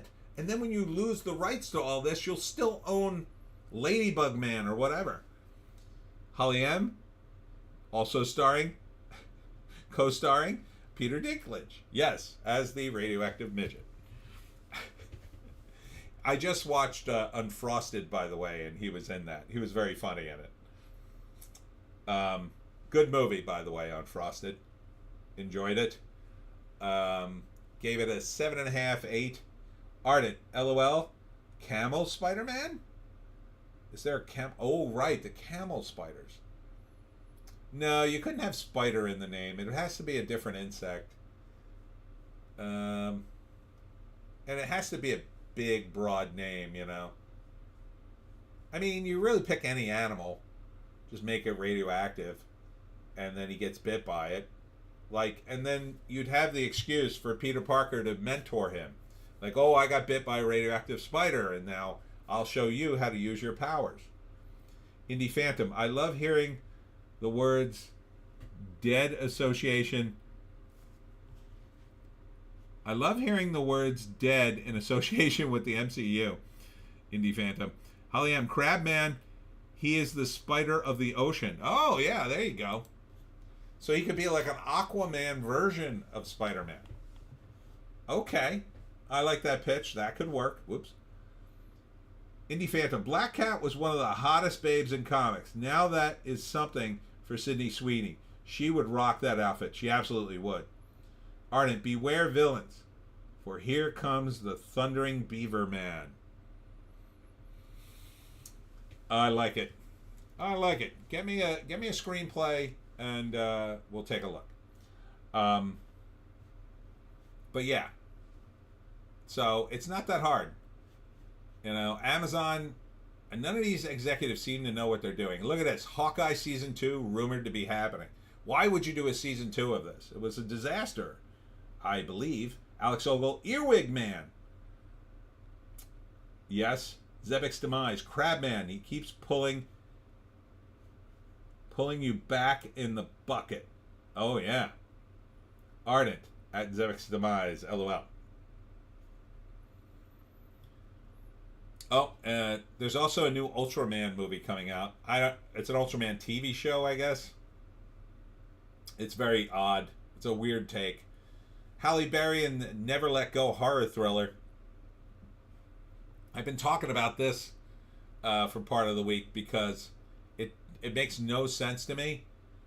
Because the premise of the movie is they're trapped in a house There was some disaster, but the secret is, as long as they tie a rope to themselves in the house, they could walk away from the house and do stuff and gather food, I guess. But if they lose the rope, they get eaten by some supernatural being, and I don't understand how that works.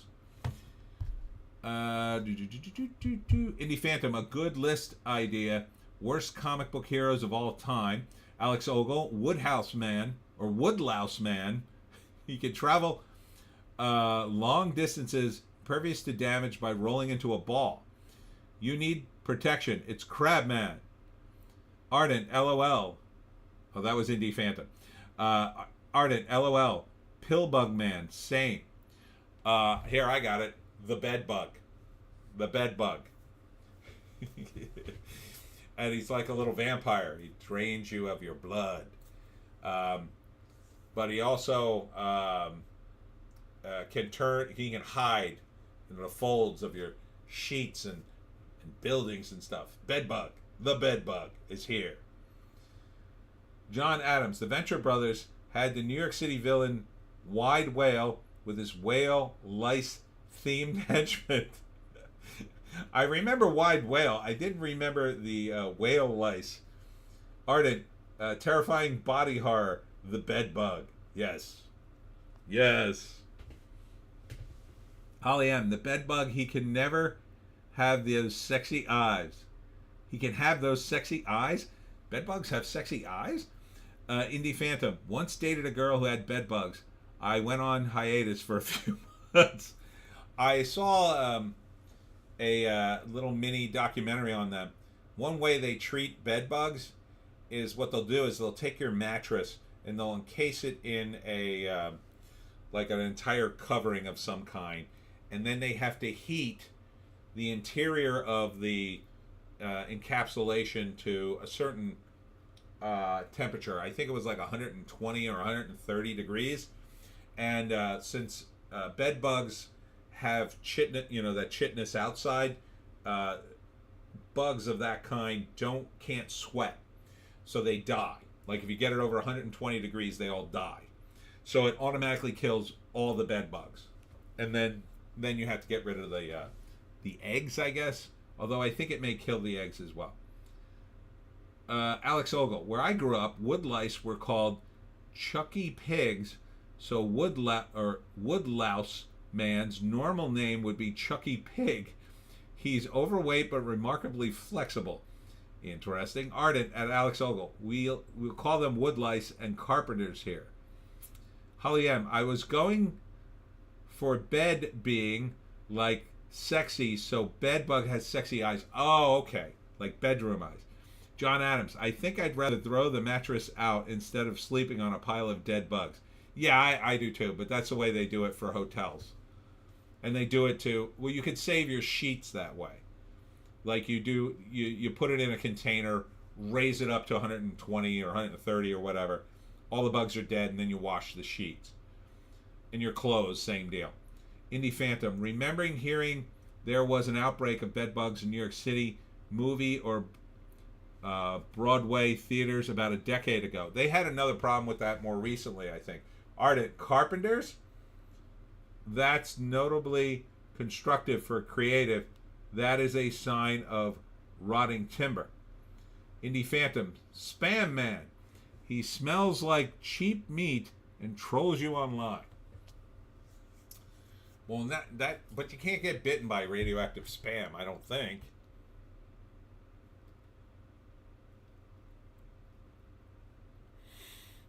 But I'm convinced that Donald Glover, I mean, he's a creative guy. He'd come up with a name.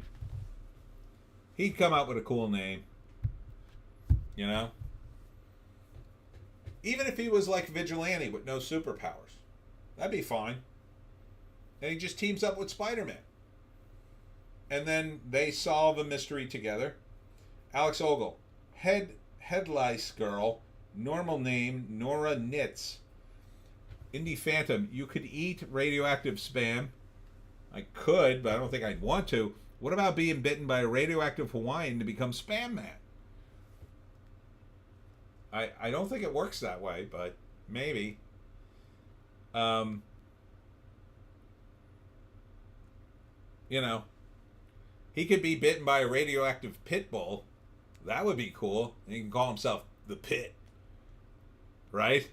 And then like he could transform. He'd have like super strong jaws. And he'd have dog powers. That would be pretty cool. Holly M. If the can was left at a bomb shelter testing site,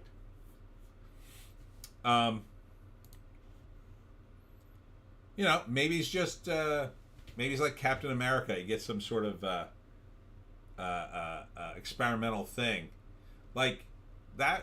I mean, there's it's just superheroes. You get to do a million things. Need a new vigilante IP. They kind of failed hard to reboot Death Wish. Yeah. John Adams, Dark Pit, or Dirk Pit, perhaps. I mean, I would be confident in saying to Donald Glover, look, come up with a cool name, come up with some cool powers and an origin, and then we're going to write you into a Spider-Man story. We'll put out some comics. I mean, you build the whole thing up. Put out a few comics, you launch it, and you just pretend like he's part of the Spider-Man universe all along. I mean, the people who watch the movies, most of them won't know. And for the comic fans, they'd be like, oh, wait, who's this guy? Oh, well, he's a friend of Spider-Man. Like, I never heard of this guy. They'd be intrigued. Ardent, what about Borealis? An attempt to break the skydiving record passes through the northern lights and alters the guy's genes so he can phase. Well, that sounds kind of cool, actually. He could be played by Dave Borealis. Angel. Indie Phantom, think that Sahara movie was a mid-hit cheese fest. Sahara. Which one was that? Alex Ogle, being bitten by a radioactive Hawaiian turns you into The Rock and makes you more awkward social media posts with other rich people in the wake of suspicious adventitious fire near your house. That doesn't sound like a good superpower at all. John Adams, I love Sahara. I wish they made it into amendable sequels. All right, what are you guys talking about? Let's look. This is 2005 Sahara? Is that the movie you're talking about with Matthew McConaughey? Oh, yeah, Dirk Pitt. Okay, now I get it. Master Explorer Dirk Pitt goes on an adventure of a lifetime, seeking out a lost Civil War battleship known as the Ship of Death in the deserts of West Africa after helping a WHO doctor being hounded by a ruthless dictator. Okay. Ardent, McConaughey and Kate. Geez, she didn't even get rank as one of the. Oh, Penelope Cruz was in it. Steve Zahn.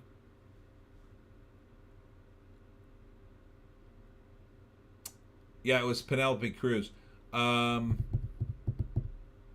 Based on a Clive Cussler book in real life. Indie Phantom, or was it Penelope Cruz? Yeah, it was Cruz. Ardent. Oh, I was thinking of something else. John Adams. Yeah, it's based on a book series by Clive Cussler.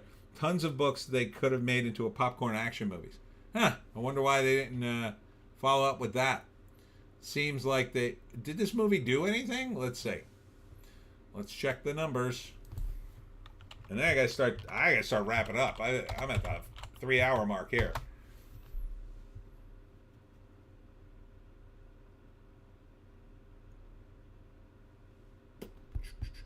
Come on. Oh, come on. You gotta have this. There it is. Sahara. 121 million in 2005. Ooh, that did not make money. Yeah, that lost money. It was a $145 million budget. So I wouldn't count on them making any sequels to that. Yeah. It's a crazy plot, though. I might have to check it out. Ardent, yeah, Cussler got edged out by Tom Clancy. Huh. Yeah, I remember when this came out, and at that time, I looked at Matthew McConaughey, and I just like, no. No, thank you. Because he was doing all those movies, He was doing nothing but that definitely flopped indie fandom. He said, "Ouch, that flopped." It's like I remember during that era, like Matthew McConaughey was like the boy toy in every like rom com that had come out. And the moment I saw him, I'm just like, I'm not seeing a Matthew McConaughey film. John Adams, yeah, I'd recommend watching Sahara. Either way, it's fun. Huh. I mean, Steve Zahn is usually pretty funny. That would have been the only reason I would have seen it in 2005. The Steve Zahn was in it, and I would have been like, oh. And it looks like Clive Cussler helped write it. So that's a good sign. Who directed it? Breck Eisner.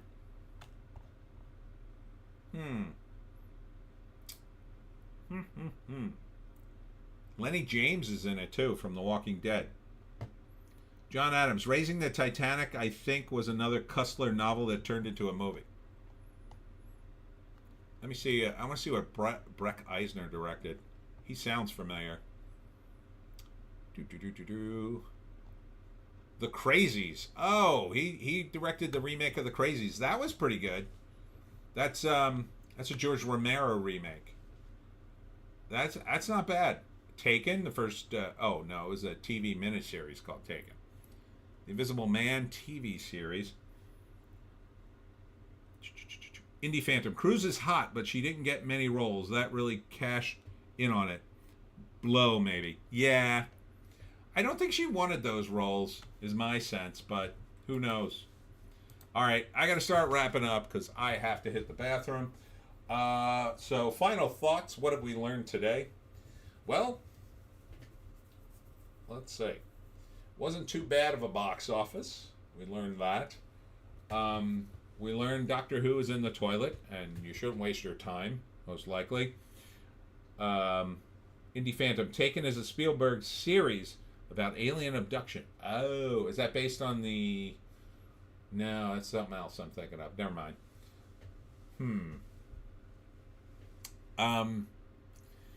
We learned Doctor Who's a mess and the usual stuff we've learned. We learned I would have written a actual good script for Roadhouse, but I knew that. We learned that I'm working on the Pineys book 16, and book 15 is basically done. I just have to edit it. I'm waiting. I'm letting it percolate until the cover's close to being done, or until July rolls around. What's coming up for me? I'm going to many places next weekend. Well, two. I will be at Second Time Books in Mount Laurels. Indie Phantom. We learned titties. Titties are always good. Alex Ogle. We learned that Sydney Sweeney is remarkably adaptable to movie licenses. Yes, titties.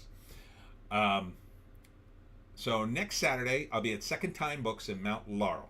So that starts at 10 a.m. And that will be for the beginning of Memorial Day weekend. Everybody will be down the shore, but I'll be at a bookstore. Hopefully some people won't be at the shore yet. Then on Sunday, I'll be at the Flemington Book Fest in Flemington, New Jersey. And I'm actually doing my talk on how to hunt the Jersey Devil during the event there. So that usually makes me sell a lot of books. So happy about that. And then I Heart Horror stuff. June 1st, the second annual Cryptids and Paranormal Conference in Madison Park Hall in Parlin, New Jersey. And I think I just signed up for... Yes. June 1st, the second annual Cryptids and Paranormal Conference. Yes. Alex Ogle, I hope they are feeding you well at these venues and you make some profitable sales. Thank you, Alex. Sometimes they feed me. Holly, get tickets now. Get tickets now. Indie Phantom, okay, have a good week, all. See you soon. Thanks for coming in. And I think I also signed up for, yes, I Heart Horror on June 23rd. So that's towards the end. That's after Clement Farm Blueberry Festival, which I also love. Alex Ogle, more pizza. Yes. Can't go wrong with feeding me pizza. Where did I get the best deal, though? I just did the Morristown Rotary Club. And they have a breakfast club, and I did a talk there, kind of an abbreviated talk. Ardent says later, Indie Phantom, Holly M, June 23rd, I Heart Har, hot rods, ice cream, and monster jamboree, free for all, but not the ice cream. I'm guessing. I might get some free ice cream. I hope.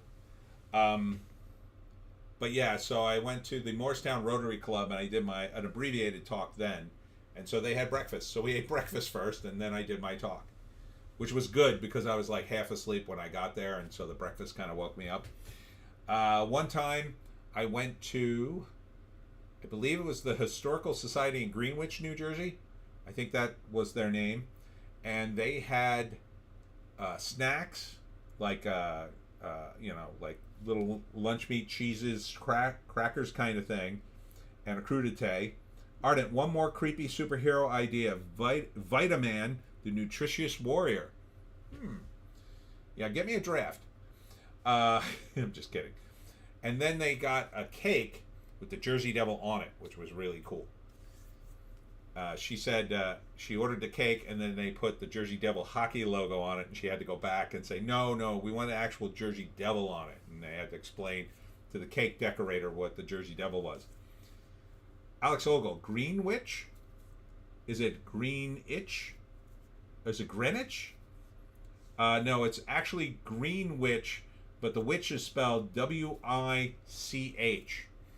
And they have a logo for one of their local teams is a witch. And I got really excited when I saw it. I said, oh, do you guys have a green witch? Is there a green witch story? I don't know. And they went, no, the fire department made it up for their like softball team or something. Oh, goodness. Now who's calling me? I'll call you right back. All right. I got to roll. So, thank you all. Ardent at Holly. Anti-hero at worst. Come on now. Ardent. Alex Ogle. Americanization. Yes. Yes, it is. Holly. LOL. Yes. So, I'm going to go. But thank you all for coming in. Thank you all for voting me up. And we will see you in the next one.